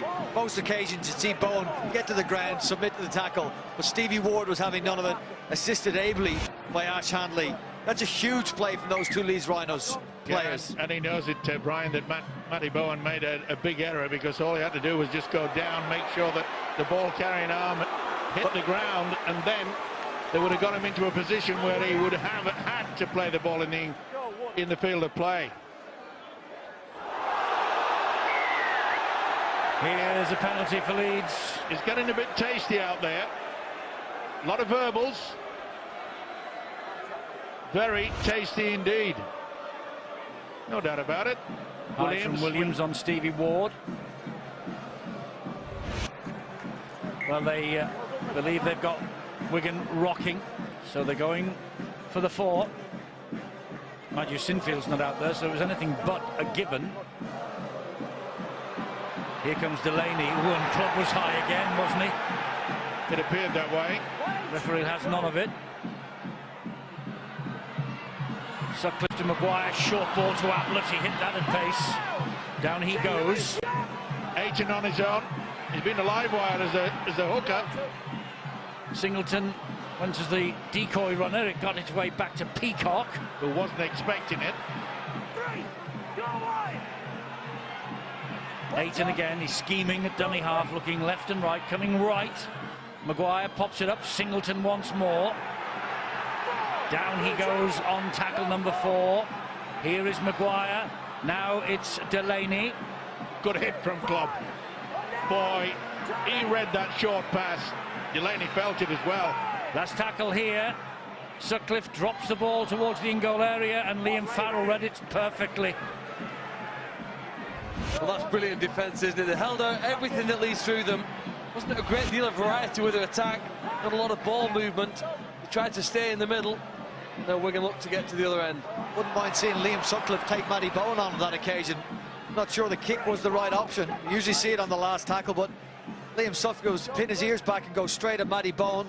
The fullback would have had to pull out quite a tackle to stop him. Adam Cuthbertson has just emerged from the bench over on the far side. He'll be on in a moment. We haven't yet seen Rob Burrow thrown into the action by Brian McDermott. He's had to be patient this year, Burrow, for his chances. Smith's kick finds the ground, but Handley deals with it very well. And Sargentson, and then was there a hint of a flop by Liam Farrell? Certainly came late, that's for sure. Callum Watkins here. I remember a few moments ago when it got to the last. Leeds, rather than kicking from central play, they chanced their arm, they kept it alive and got it outside. There is Rob Burrow. Yes, waiting his chance. Cuthbertson is out. Lovely pass to Ryan Hall. Another good ball then. Trying to help it on all the time. And picked up by Andy Yates. Leeds claiming that it was a Wigan hand touched it. Official had none on of it. Yeah, the referee says no, it's number 4, so this then will be number 5. Hand goes in the air from Richard Silverwood to indicate that. We're at the last tackle, this set of 6. It will go high off the boot again of Maguire. And Bowen's after it. Bowen claims it. Yeah, great take. Eyes on the football at all time. Double change by Brian McDermott as Sargentson tries to get himself out of trouble. Touch high as well there from Stevie Ward. As I said, it's not a place for the faint-hearted out there. Rob Burrow warming up on the far side. He's up and down the touchline. He's dropping a hint to Brian McDermott. Good work there by Logan Tompkins. That was a tremendous run from dummy half. George Williams goes down. Last tackle now for Wigan. Matty Smith again. It goes high from Matty Smith. Oh, and he's left it to Ash Handley. And Ash Handley has dropped it. Well, this should be a free play, surely. Jeez, thanks, Zach. Your full back, ball's dropping in the middle of field. The right winger's got to cover 40 metres to come and get that. Yeah, the fullback should have said it's mine. He was the closest to it. And in the end, it was Ash Handley that had to virtually dive to try to get that in the end. Well, the officials have ruled that there's 2 knock-ons here, but I don't think Matt Bowen knocks on when he picks the ball up. He's certainly not tackled, so he's entitled to pass the ball. There's definitely a knock-on from Leeds. There was certainly a kick to the corner with an opportunity for Wigan then. Yeah, I thought it might have been a free play, but the official saw it the other way round. Oh, and Lee Mossop goes without it.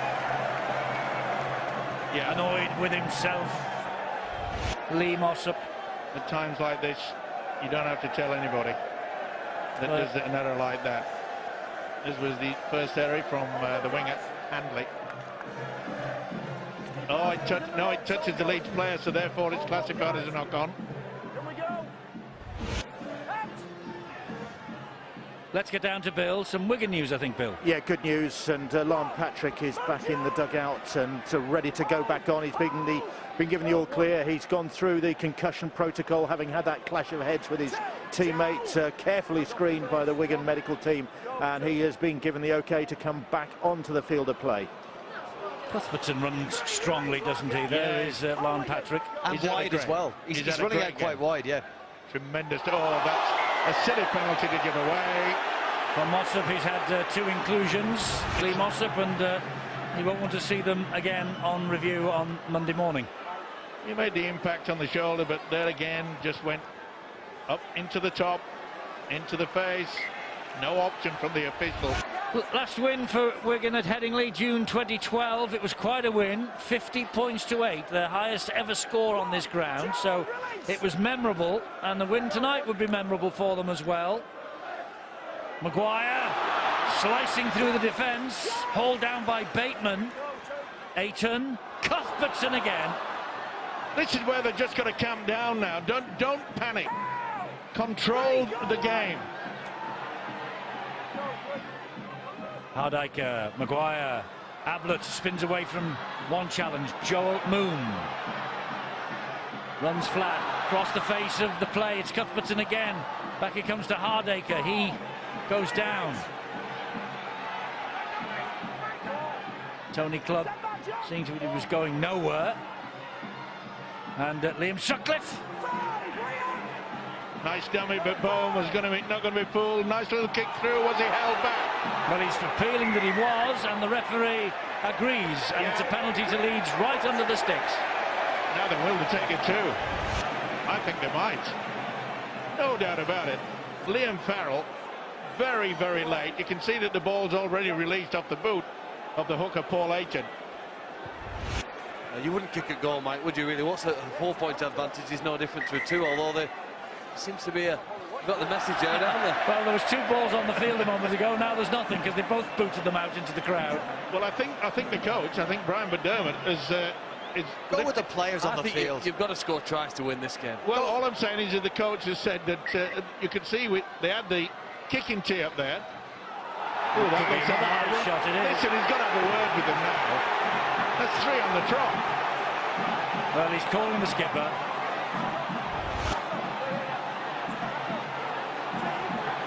And I think this time, they're on a warning, Wigan, for high tackles. And they should be. And the kicking tee is coming out again, but the players ignore it. That's it, they see something. Go with the players. They can snip it. If they lose it by 2 points, there'll be trouble. Here's Maguire. Maguire then to Sutcliffe. Sutcliffe to Hardyker. Hardyker to Watkins. Good tackle. Yeah, good stuff from Dan Sargentson. Had to be. Hardyker. Just short of the line, 3 tackles gone. Wigan defending this line of theirs for their lives at the moment. On a warning, remember, for a high shot. Maguire spreads it wide to Moon, brilliantly passed. And Moon gets it away to Hall, who knocks it on. And Bowen knocks Maguire into row A of the paddock. Well, did he call Brian McDermott for the 2 points twice? Because the kicking tee was held up and was on its way out and was sent back, and it was on its way out again, and then it was sent back again. Well, it's obvious that Brian McDermott already had a bit of a discussion with his skipper, Danny Maguire. He was on the radio to downstairs. And I think that it just said Danny Maguire is the captain. He says, like Brian indicated, he said, no, we'll go for it. If he scores a try, he's a hero. The game of rugby league, Eddie, at times in the past few years has been paralysed with over-structuring attacking plays. Leeds Rhinos, I think, are giving us a demonstration tonight. St Helens did it last night. How much better it is as a team when you've got the personnel to play a freer style, offload the ball, run from dummy half, break up the play and play what's in front of you. When you got players like Maguire out on the field, Sutcliffe's got pretty good vision. Just play what's in front of you and do not be structured so much that you take any sort of freestyling out. Well, we'll have to wait and see whether the decision not to go on 2 occasions for the 2 points. Yeah, we're trying to mind read as well as everything else, aren't we? Oh, of course. It's a little bit different from up here as it is out there in the very, very warm atmosphere. That's a good kick. It is a good kick from Matty Smith. Handley, he's going to let it go, though. It just took a 2nd and 3rd skip, that. Yeah, he tried to get the backspin on it. He's got to wait until all the team gets behind them. Both favourites on the field. Giving him the last 22 minutes. Well, he's capable of doing anything, isn't he, Rob Barrow? Yes, he's quick. He's a whippet. There's no doubt about that. Well, it creates so much havoc in the 1st and 2nd marker. 2 tries. There it goes. 2 tries when we saw him at Hull a couple of weeks ago. not going anywhere on this occasion. The one thing he does, though, Eddie, when he jumps into the dummy half, the defensive line tightens up just in case the first or second marker misses him, and it just brings them in a little bit short so they can get the ball out wide and maybe get the gap. Stevie Ward, as we approach the hour mark, plays the ball to Burrow, and Sutcliffe. Good thinking. Oh, it took a wrong bounce. It looked for all the world that was going to go right over into touch. A bit disappointed with it. The idea was good. Finished off badly. So here come Wigan again. Not much progress made in the first tackle. Can Sargentson do something? No, he loses his footing in the challenge. Mossop. To be fair to both sides, their defence, they've worked overtime. They say not many clean breaks in this game. Oh, that's good pressure. That is what you call pressurising the team with the ball. Yeah, Gelling just lost possession under that pressure. So this is a zero tackle. And there's Cuthbertson. Ooh, nearly knocked on. Not standing square, the markers. Now then another kickable penalty. Maybe. I'm looking for the man with the kicking tee over on the far side again. I think he's staying sat down this time. They're playing on. They're going for the 6 points again. Well, he'll be wondering whether he has a job next week. They just ignored him. Catalan Dragons don't like the city of Kingston upon Hull. They were beaten badly by Hull KR last week. They've stayed over the week, and they are going to be beaten tonight again, I think. And that could be a try. That could easily be a try for Sutcliffe, and it is. Well, he's poached that one. And, well, the players took the decision 3 times not to kick for goal. They ran the ball, and third time lucky, they get their reward. Yeah, not standing square, allowed them to get them into a good position. And I like the style that he's asked the question as the big, tall fella, Liam Sutcliffe. That is good play. They've been quite happy to just farm the ball out into the three-quarter line, but on that occasion, he said, I'm going to go for it. He's a talent, this guy. He does. He just needs game time, doesn't he? The longer he spends on the field, I'm sure he'll improve the one aspect of his game. We've seen some of his kicks today. Haven't been quite as good as what we saw perhaps from John Wilkin last night or Matthew Smith tonight. And if you want to be the organiser of the team, which is perhaps the hardest role to play and learn, which he's doing, then kicking accurately at the highest level is what he'll have to develop. And we'll go back to that kick that he put in when I felt he should have ran at Matty Bowen. That's the reason he should have run at Matty Bowen. You wouldn't like him coming at you.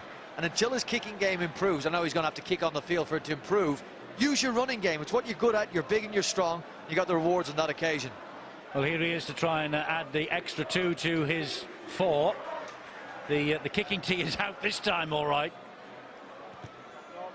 And he's just pushed it the wrong side of the post. Maybe that's why they didn't go for those penalties, but a couple of them were bang in front. Bill?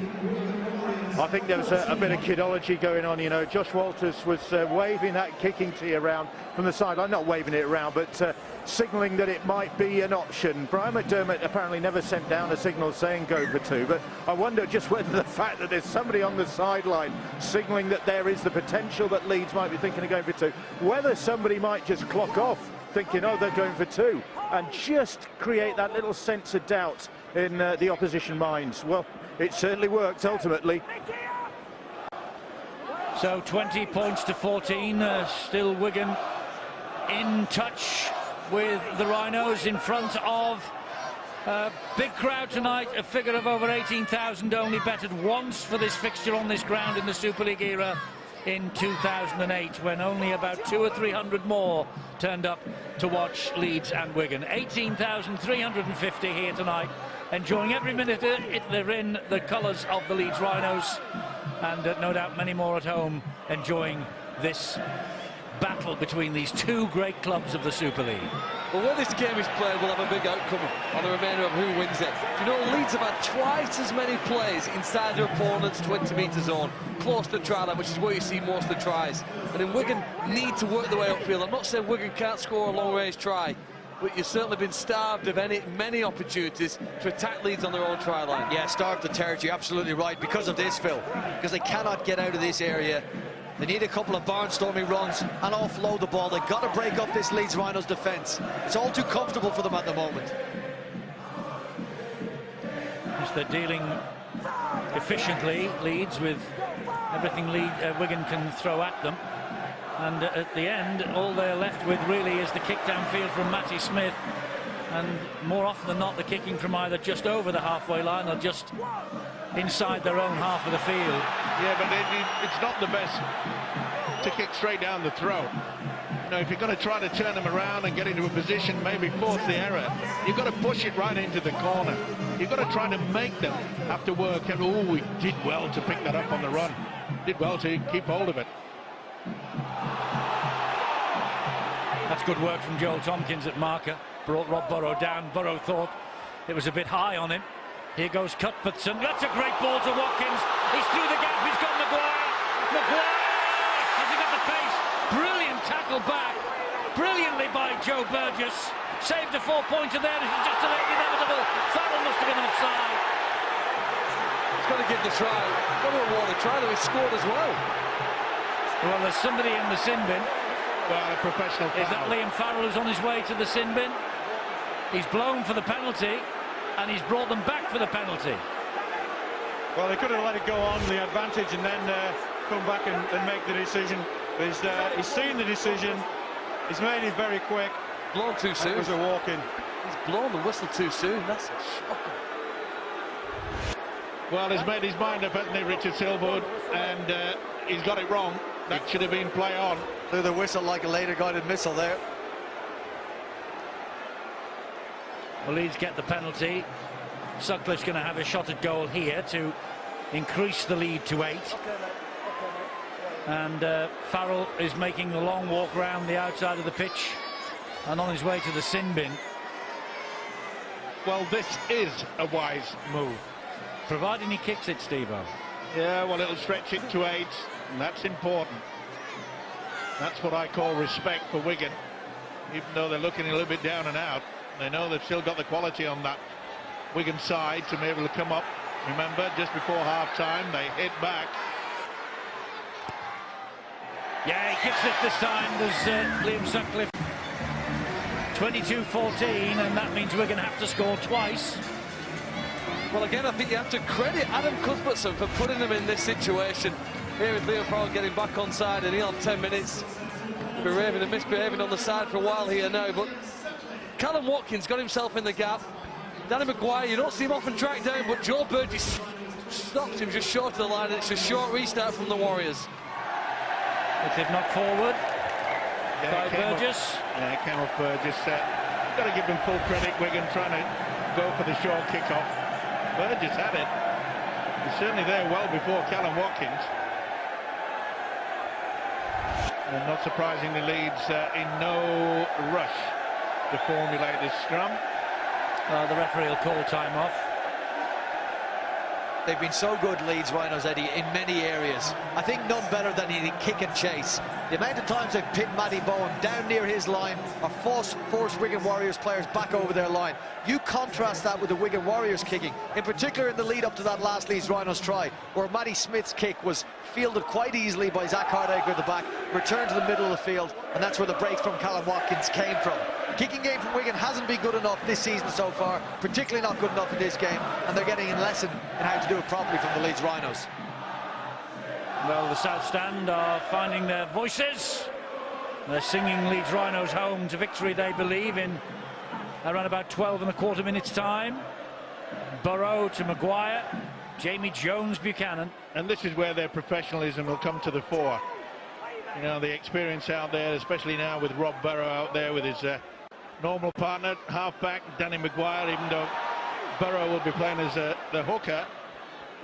But the combination, and that is experience. That's a great kick. It'll be a little bit too far. No, he won't. Oh, he did well, Bowen. Didn't he just? When he went to ground. What a nice little step. But it was a great kick, wasn't it, from Rob Burrow? Despite the brilliance of Bowen in getting out of the in-goal, look at where Wigan Warriors are. It's because of the chase. He This stepped is a off the mark. penalty. He stepped about 4 paces off the mark there. That's just lack of concentration and understanding. You can't just take not 1 step, but I think he took 2. The tackle has been completed. 1, 2. Oh, the official had no option. This is Jamie Jones Buchanan. Well, look at the penalty count. 1, 2, 3, 6 in a row. Try! It's a try for Burrow. Burrow has burrowed his way underneath the markers. And Rob Burrow has come on and he's made another telling contribution to this Leeds Rhinos performance. Yeah, well, that's a silly penalty that they've given away, but you've got to credit the little fella, Rob Burrow, not just for the try here. It was an awful play of the ball that completely confused the Wigan defence. But he took full advantage, but it was Burrow's kick right into the corner that put them in such a wonderful position. And how many times has this fella got Leeds out of a big, big hole? Okay, they were leading, but this surely now will stretch it to enough to make sure that Wigan cannot fight back. Rob Burrow's try takes him to within just 3 points of 1,000 for the Leeds Rhinos, as Wigan stand behind their own try line and reflect that, well, they might just be losing touch with the Saints at the top of the table tonight, and Leeds. Liam Sutcliffe then, 3 from 5 tonight, 3 from 5 for the season. Kevin Sinfield, normally the kicker, not playing tonight. This man's replacing him. He's had a great game though. Young Liam, 20 years of age. A lifelong Leeds fan he is. Oh, they like it. Oh, off the post. Encouragement in his ear, but 26-14 encouragement more so on the scoreboard. Yeah, quick thinking. He's a smart player. He's been around quite a lot, but as you can see, the ball that was played back, it hardly moved. It was sufficient. We're going to have gone for the short one again. And again, it's knocked on, but this time Leeds have the ball back. Oh, McIlaurin and Ward having a word. Oh, he came over the top. He's a rough hombre, isn't he? Michael McIlaurin. Comes from Leeds, of course. This is Andy Yates. He's been playing in the Championship with Hunslet for the past 3 weeks. Yates back in the hurly-burly of the Super League. In fact, there's quite a few out there who have been playing in the Championship on dual registration. 6, for instance, of Wigan's 19-man squad named for this fixture have been on loan out at Worthington in the Championship this year. It's the only way that the experienced players can get a run, isn't it? Yeah, but they're looking stretched and they're looking vulnerable. They pride themselves on being on the defensive side, Wigan Warriors, and shutting teams out. Gelling, maybe he's got a touch on that. Referee didn't see it, or did he? Has he come back in and changed it? No, he's checked again with the touches. He asked again, and he's come back and given the ball to Wigan. Just a slight touch by Gelling that took the pass behind him. Well, with Leeds Rhinos' attack, we're seeing a total eclipse of the art of defending, which Wigan Warriors have been very proud of in recent years. But Leeds, too good tonight, Eddie. Far too good, as have Castleford been against Salford. Looks like it. Now then, here's a big chance, and that's good tackling back by Zach Hardacre on George Williams, but Dan Sargentson hasn't finished. Connor Farrell dumps the ball into the arms of Burgess. Has he scored this try, or has this ball come free in the grounding? It's certainly shot forward. I think he's got it down, Eddie. It's whether he's got any boot on the whitewash. I think he's all right with the touchline. I just think it's whether he gets the ball down on the ground. Yeah, the feet's good. Yeah, still in possession. he keep his hand on the ball? Does he lose it? I think he's come away there. Got to get his hand back on the ball before he hits the ground, and it does be no try. Well, it was a fine effort, but surely this will be NOTOI, and it is. Joe Burgess denied. Ball, as you saw, came clear of the hand before he got the hand back on it when it went over the line. So here comes Jamie Jones-Buchanan for the Rhinos, an offload to Burrow.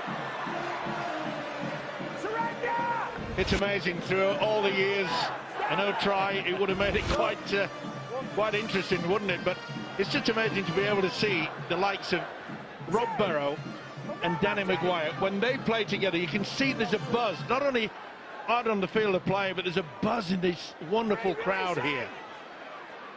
And Ronnie the Rhino, with his thumbs up, he agreed 100% with that video referee decision, was delighted with it as well. Well, that's Stevie Ward. He just found that quick play of the ball there for Rob Burrow.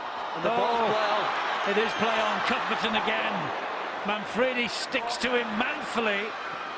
But here comes Joel Moon. Here comes Joel Moon, and here's... Now then, has he got this down?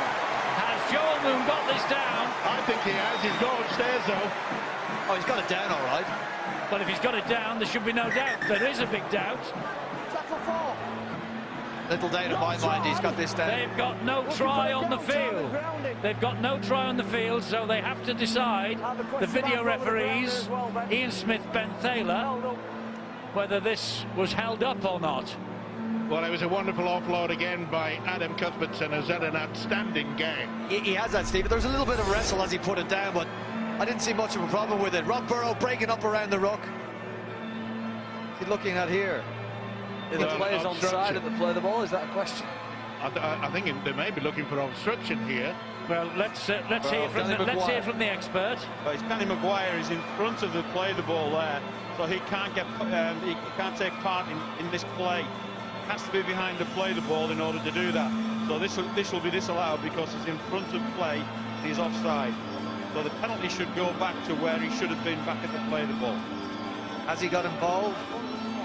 He hasn't touched it. Has he touched it? No. Whoa. Okay, we're going to Cuthbertson offloading. This is where it'll count. There it is. That's the offside. So he goes back to where he should have been at the play of the ball. There's been no try. So good work from the video referees on that occasion. So Maguire, just go through it again, Stuart. Maguire was in front of the play of the ball and he could not be involved in that move at all. The only time it can be put on side is if he goes back behind where the play of the ball was, and he never did that. So the try's wiped out. Well, so, as you can see here, Maguire, there he is. He's the wrong side of the line. He explained it to Danny Maguire. Danny Maguire said, yeah, but who was it? And he said it was you. But not only that, Wigan have failed to find touch from the penalty.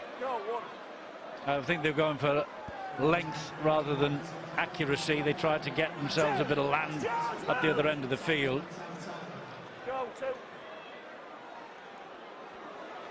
Oh, that's good defence. It is good defence, but is it good defence too late? 5.5 minutes remaining. Burrow's off again. They're around his neck again. Not around his neck, they give him a good wallop on the head. Cuthbertson. Hall. Not the best from Hall. No, he went for a little dab through and missed it completely. So that's the zero tackle. Look at this. Hello. And a knock on as well. I heard Kieran Cunningham talk about game management. John Wilkin mentioned it sometimes with Seaside Sellers. I think Leeds are being very confident here. I know they're playing against 12 men, but they've only got a 12-point lead here. And we're going to have almost scored a try. They're risking inviting the Warriors back into this game here. One try, they get the ball back. There's a risk here that this game wouldn't be a 2-point win. Well, Williams looks at the man who passed the ball and gives him a filthy look. Matty Smith. Well, to be fair, I thought that was pulled backwards. Not to be. It hasn't been the best night for so many errors from Wigan, and Sean Wayne, the coach, is fully aware of that. The most amazing thing about it, if Wigan finish as losers tonight, Eddie, they could actually if the results go against them, they could be down to 8th or 9th in the league table. Boy, that's pressure for a team like Wigan. Here's Hardacre again. Hull are going to beat the Catalan Dragons, and I think Castleford are going to beat Salford. So Rangi Chase's return to the Mendehouse jungle hasn't gone according to the Red Devils' plan. And it underlines the point you made, Eddie, yesterday about winning away from home in Super League this season. It's harder than ever. Desperately difficult. Desperately difficult. What have we had now? 34 matches, 8 wins, I think. 34 games, 8 wins by teams away from home. Lovely run from Stevie Ward. Rob Burrow again. Hacks the ball forward, left-footed, picked up by Dom Manfredi. But he's willing to try anything, isn't he, Burrow? He certainly is. And as he was running towards the stand there, as soon as he knew that he made a real mess of it, he lifted the arm and said, "Sorry, fellas, Burgess is away." Yes, good run this from Burgess. He's down the line. Great cover tackle by Hardacre. Yeah, he didn't commit himself, the fullback Hardacre. He kept calm, cool and collected. Farrell, short ball, Williams. Oh, an important tackle by Stevie Ward. Sargentson again from the play the ball. Here's Bowen. Bowen changes the direction and they were waiting for him. The trap is sprung. Well, if they score now, we might just get a real finish. Well, we had one last night. Kick to the corner from Matty Smith. There's a bit of pushing and shoving going on over there. Manfredi didn't have much of a chance. Well, Manfredi looks to the touch judge. He thought that, well, Burrow put the arm into his face. I think there's an obstruction there. You know, he didn't have a fair challenge at the ball. He was pushed off before he got a chance. Lucky to get away with that, Leeds. Yeah, I mean, he went right into the face of it. That should have been a penalty to Wigan. As it is, it's head and feet at the scrum to Leeds. And such decisions could be very, very vital. You know, you're talking about that come the end of the season, remember, it's all a change attitude, change. You've got to be up there, and I'm afraid Wigan are going to find themselves in the lower reaches. Too good to be down there for long spells, aren't they? Well, you'd have to say so, but this won't do their confidence any good. Look, they know that they've come up with errors that they don't normally do. Well, at the moment, it's 4 defeats in the last 5, if you include the World Club Series, and their win in that sequence last week, the drop goal from Matty Smith beating the Black and Whites of Hull FC. Yeah, they haven't set the world on fire, that's for sure, and I think that if Leeds get into any way, no, Hardacre wants to kick into the corner. He kicks straight to Bowen. I was just trying to say, if Leeds got into a pretty good position in possession, they'd obviously go for the one. I know they're going to win this game, but I think we've seen in the last 15 minutes a classic example of what they miss when Kevin Sinfield doesn't play.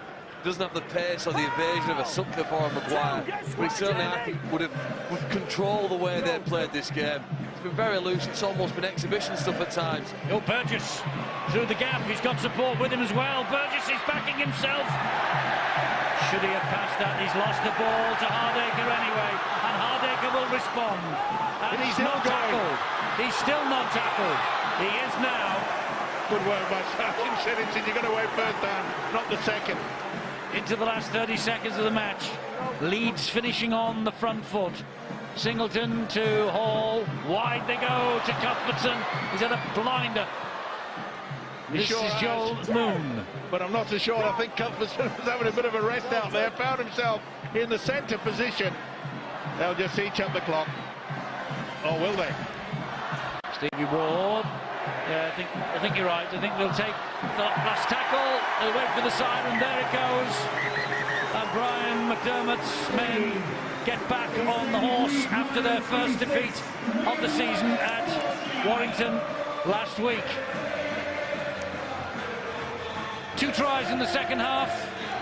A Sutcliffe try and a penalty goal and a Rob Burrow try. And Wigan, well, they couldn't cross the line in the second 40.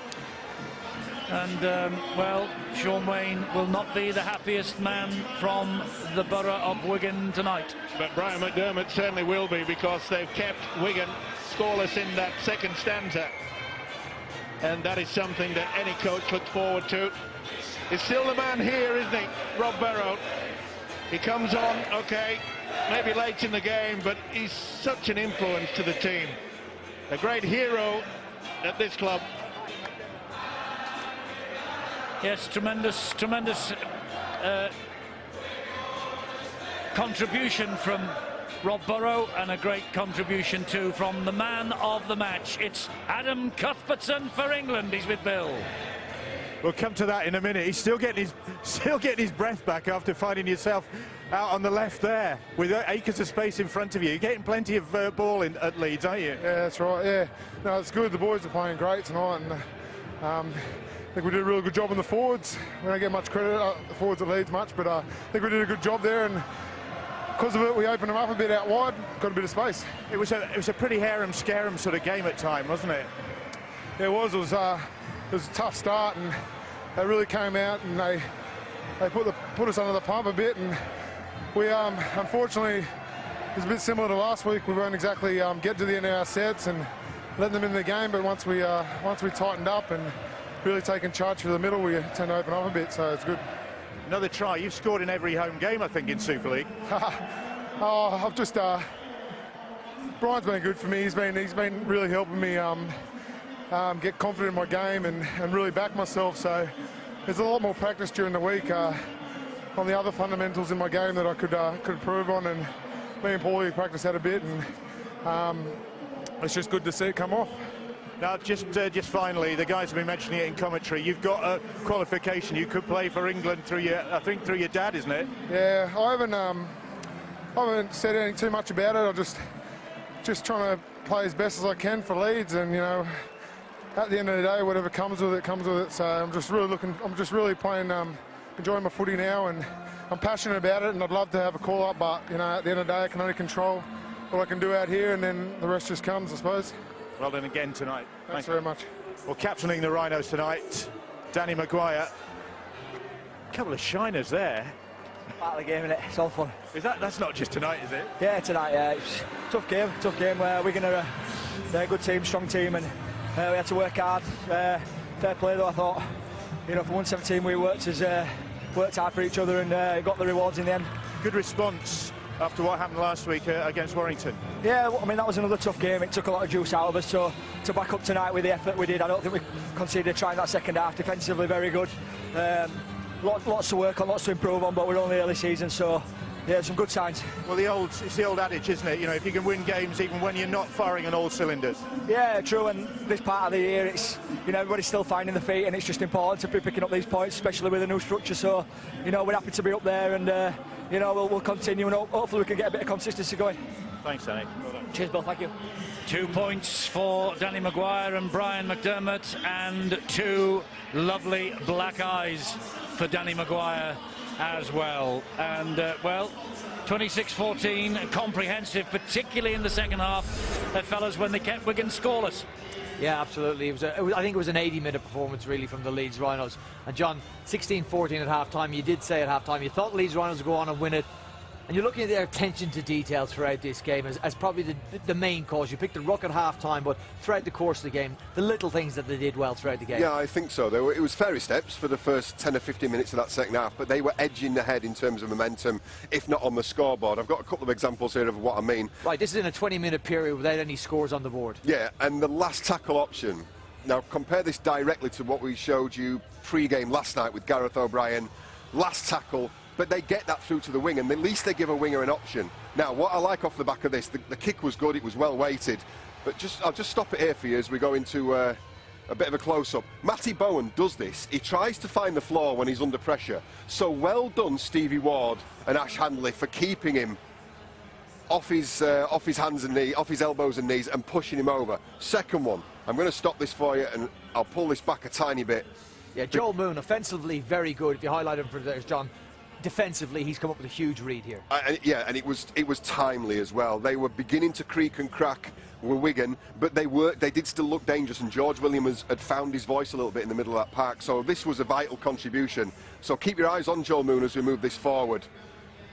He stands out in the line, puts himself out there to start with, but then makes a great read, shuts that down and forces the error, which gave the position and the possession to Leeds for the try for me, which broke the game. Now, this is one thing we picked out with Wakefield Trinity Wildcats. They do it particularly well. They do it very, very often. You've got a splitting of ball-playing halves. Now, the dominant half out of those two is Danny Maguire on the right-hand side of your screen. And so you can forgive Matty Bowen. I'll just highlight down here for you. You can forgive Matty Bowen for wanting his troops, his extra man, onto that right-hand side. But I think this is what we were saying about Liam Sutcliffe at the start of the game. And his gesture just before this, John, where he's pointed out exactly who he's going to run out in the defensive line. Yeah, and to be honest, it's not a great read at all from Liam Farrell. I think here, this is 4-on-4 and this is what you've got to realise. Yes, the centre man the wrong way, but at this point here, it is 4-on-4. 4 attackers, 4 defenders. Liam Farrell has tried to edge and trying to buy himself some time, but you're on goal line defence. You just got to go at your man. You've got to go at your man and put him under some pressure. He gives Sutcliffe free rein and too much space, long, rangy, and that was the try that broke the game for me. Okay, a young man who made plenty of headlines over the last 7 days for his off-field behaviour, in which he has got huge problems. None of those problems showed on the field. If he could bring that off the field, he'd be quite the player, John. And if there is a positive to come out of all this... Zach Hardig, I'm talking about. Yes, if there's a positive to come out of this, we won't spend an awful lot of time talking about what's happened off the field. There's obviously some issues there that he and the club need to sort out. I think it's great that that isn't translating onto the field, that the professionalism there is a level of professionalism that he can just clear his head and get on with his game. And this is the guy, we'll just very quickly highlight him. There he is, and this is a runaway Burgess. And this was 26-14 ahead, 4 minutes left on the clock, pulls Burgess down. I wouldn't say it's a certain try-saver, but it's not far off. This is, I think, to be able to hold off, give him the outside, and then take him down, that's why he's an England fullback. Really, really high-quality talent, and somebody they'd be very pleased to have back, notwithstanding the positive contribution that Ash Golding made last week in his absence. Yep, brilliant play from Zach Hardig, a brilliant Leeds Rhinos performance. Said St Helens set the benchmark last night, Eddie. Well, Leeds Rhinos might have just pushed it a little higher tonight. Yes, they have, and not only that, they are now breathing down the necks again of the Saints at the top of the table. They're within 2 points of them, confirmed their place in second spot, and no doubt we will confirm that, and all the other results and the tries from one of the games that have been played tonight, the other games when we return after this short. Super League Friday has produced a great night for the Leeds Rhinos and a great night for the Leeds Rhinos coach Brian McDermott. Brian, a win against Wigan any time's good to have. It wasn't the most elegant of wins at times. Yeah, it was a bit up and down, you know, a bit all over, and I think for both teams, either one's still trying to find form. I think, you know, consistent form, but a tough game at that, you know, and they didn't completely give in all game Wigan, and we had to fight for that one, and it was scrappy at times, but sometimes it's good to win on the back end of a scrappy performance. And you've got some real characters in that side, and maybe tonight it was one or two other people who stood up. You know, Adam Cuthbertson, people like that. You know, you expect Jamie Peacock, some people like that to lead the way. Yeah, and I think, you know, Cuthbert's really well settled into, you know, life at the club, and he's already, you know, some of the numbers he gets in stats and what he does in training is very impressive, and he's doing that on the field as well. So, you know, for people like Paulie Ayton, who's had a tough run with us as well, I think he's very influential in what we do. But I don't think really one man stood out on his own tonight. I thought everybody contributed, but everybody contributed to the scrappiness as well, almost, you know, the scary moments. So I think them last couple of sets there when we were in front and we're throwing it about like it's a bomb that's going to explode, we need to get the balance with that, don't we, because that can hurt you. Thanks, Brian. Thank you. Cheers. Happy man, why wouldn't he be? And this is the way the First Utility Super League has shaped up elsewhere this weekend. Saints beating Warrington last night. Castleford have beaten Salford. And Hull, well, they got home against the Catalan Dragons, but it was closer than we thought it was going to be. And, of course, Leeds have won here tonight against Wigan. So the boys have been looking at Castleford Salford, and they've also been keeping tabs on Hull's game against the Catalan Dragons. There they are, Barry and Terry. It's all yours, boys. Do your best. Eddie, Castleford-Salford, it was brutal at times, and they started off really well, Salford. They went to Castleford having not lost in 3 games, and it was really difficult for them to get a grip of that game, because Justin Carney, when he gets the ball, you'd always know that something's going to happen. Now, this was after 10 minutes. Good play down the short side. Give it to that man who can score tries from anywhere. He goes over after 10 minutes, and then all of a sudden they're playing in some good field position. Liam Finn pushing up really hard, following up Grant Millington. The offload here, it goes out, and all of a sudden that you see that Cass, when they play down this area of the park, you know that they're going to score some tries. That was a soft try to concede, and Justin Harris will be furious with that. But then they get some good field position. Rangi Chase going back to the Menderhose jungle, and you can see what it means to some of those Casford plays, conceding a try, but it was from a kick, and then some long-range plays from Castleford. They shift it one side, they get the ball back into the middle of the pitch. Just look at the speed of Clare from one side of the pitch to the other. Finn taking his time, making sure he's composed. He only passes that ball when it's the right time to pass that ball. That was 16 points to 6. Then a ball goes up in the air. Wella Haraki, he puts himself where the action is, picks up a loose pass, scores the side, 16-12, and then all of a sudden it's coming up close to half-time. Scott Wheeldon, the big front rower, goes over half-time, 22 points to 12. The score at half-time really reflected the dominance of Castleford in this game. An easy mistake from Ben Jones-Bishop gifted the first try of the half to James Clare, and here he is, the big fella.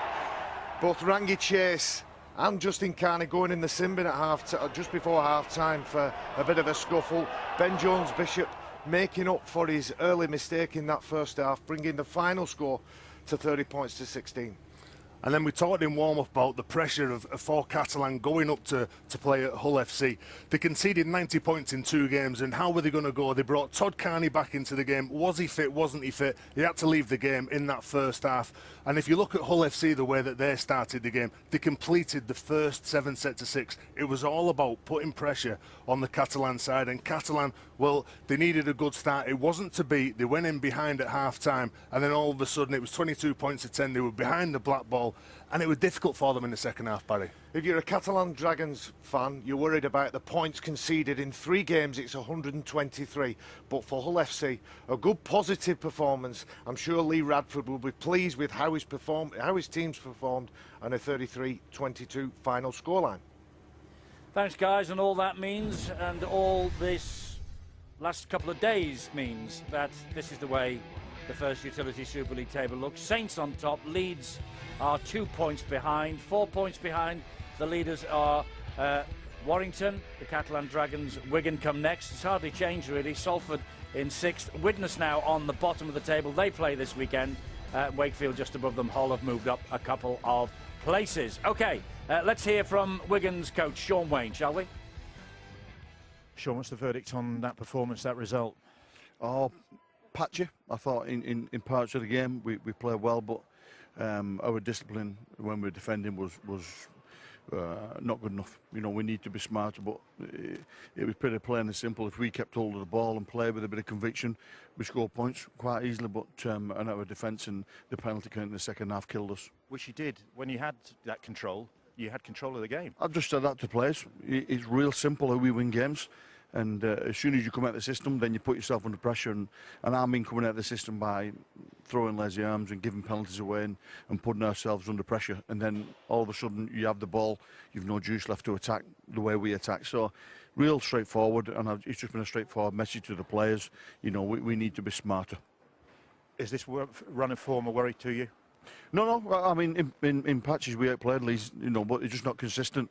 Leeds just wanted their defence was a bit a lot better than ours. They weren't giving penalties away like we was, and you know they threw more men in contact, and you know the wrestle on the floor. I thought they dominated us, and we weren't smart. We didn't run hard enough, and so it's a knock-on effect. I thought when we had the ball at times, I thought we looked really good, but it just wasn't consistent enough again. Thanks, Sean. Cheers, Bill. Well, we've heard from both the coaches, Sean Wayne, and earlier we heard from Brian McDermott, and both of them used the one word about this, and they said it was patchy. Well, it was a curate's egg, I suppose, for Leeds, because good in parts, and there they are. just a couple of points off the top of the table. It was pretty good to watch, though, wasn't it? Yeah, very enjoyed intense. Some of the defence in the middle of the field at times to make a metre with the ball was you had to be very brave, and I have to compliment both teams the way they defended. But Leeds did show their class in the second half. Territorially, nearly all of the game was played in this half of the field, whether Wigan had the ball or they didn't, and that territorial dominance was ultimately the deciding factor. I do think, like Brian McDermott, though, they got a little bit over-ambitious with some of the passes later on. Is it a worry for Wigan that they've come out without a point in that second half? Well, they're not playing to the full potential. They didn't last week against Hull, but they managed to win. They didn't again tonight. And the penalties that they're conceding has to be an alarming concern for them. Joel Tompkins and Liam Farrell have conceded far too many so far this season, and they're repeatedly happening week after week, which is putting them under pressure, because at times their attack's good, isn't it? They make the breaks that they've made for several years out wide, but they're not converting enough of those now into points. Well, I tell you what, without the drop goal last week from Matty Smith, Wigan might be in a spot of bother. Well, they were the better side, though, actually, I thought, about the Hull, really. The scoreline didn't reflect quite how close it was, but they're going to have to start picking up some wins soon. Well, they are. They all are, because this season, the early part of it is only 23 rounds long. And then, of course, the top 8 moves on. The bottom 4 drop out into the It's unthinkable, isn't it? Unthinkable that Wigan could possibly be involved in a scrap to avoid dropping into the Championship. Absolutely it is. But Leeds and Saints, they're making the pace at the top of the table. This is what we've got for you next week. We will see Salford against Widnes next Thursday at 7:30 on Sky Sports 3. We're in East Yorkshire for Hull Kingston Rovers against the Saints. The league leaders are back on Sky Sports next Friday at 7:30 on Sky Sports 1. And we'll see the team lying second going over to Perpignan next Saturday. It's Catalan against Leeds at 4:55 on Sky Sports 3. There we are then. That's the story of the First Utility Super League weekend so far. Hope we'll see you for all the programmes next week and those 3 games. From Phil, me and the rest of us here, bye-bye.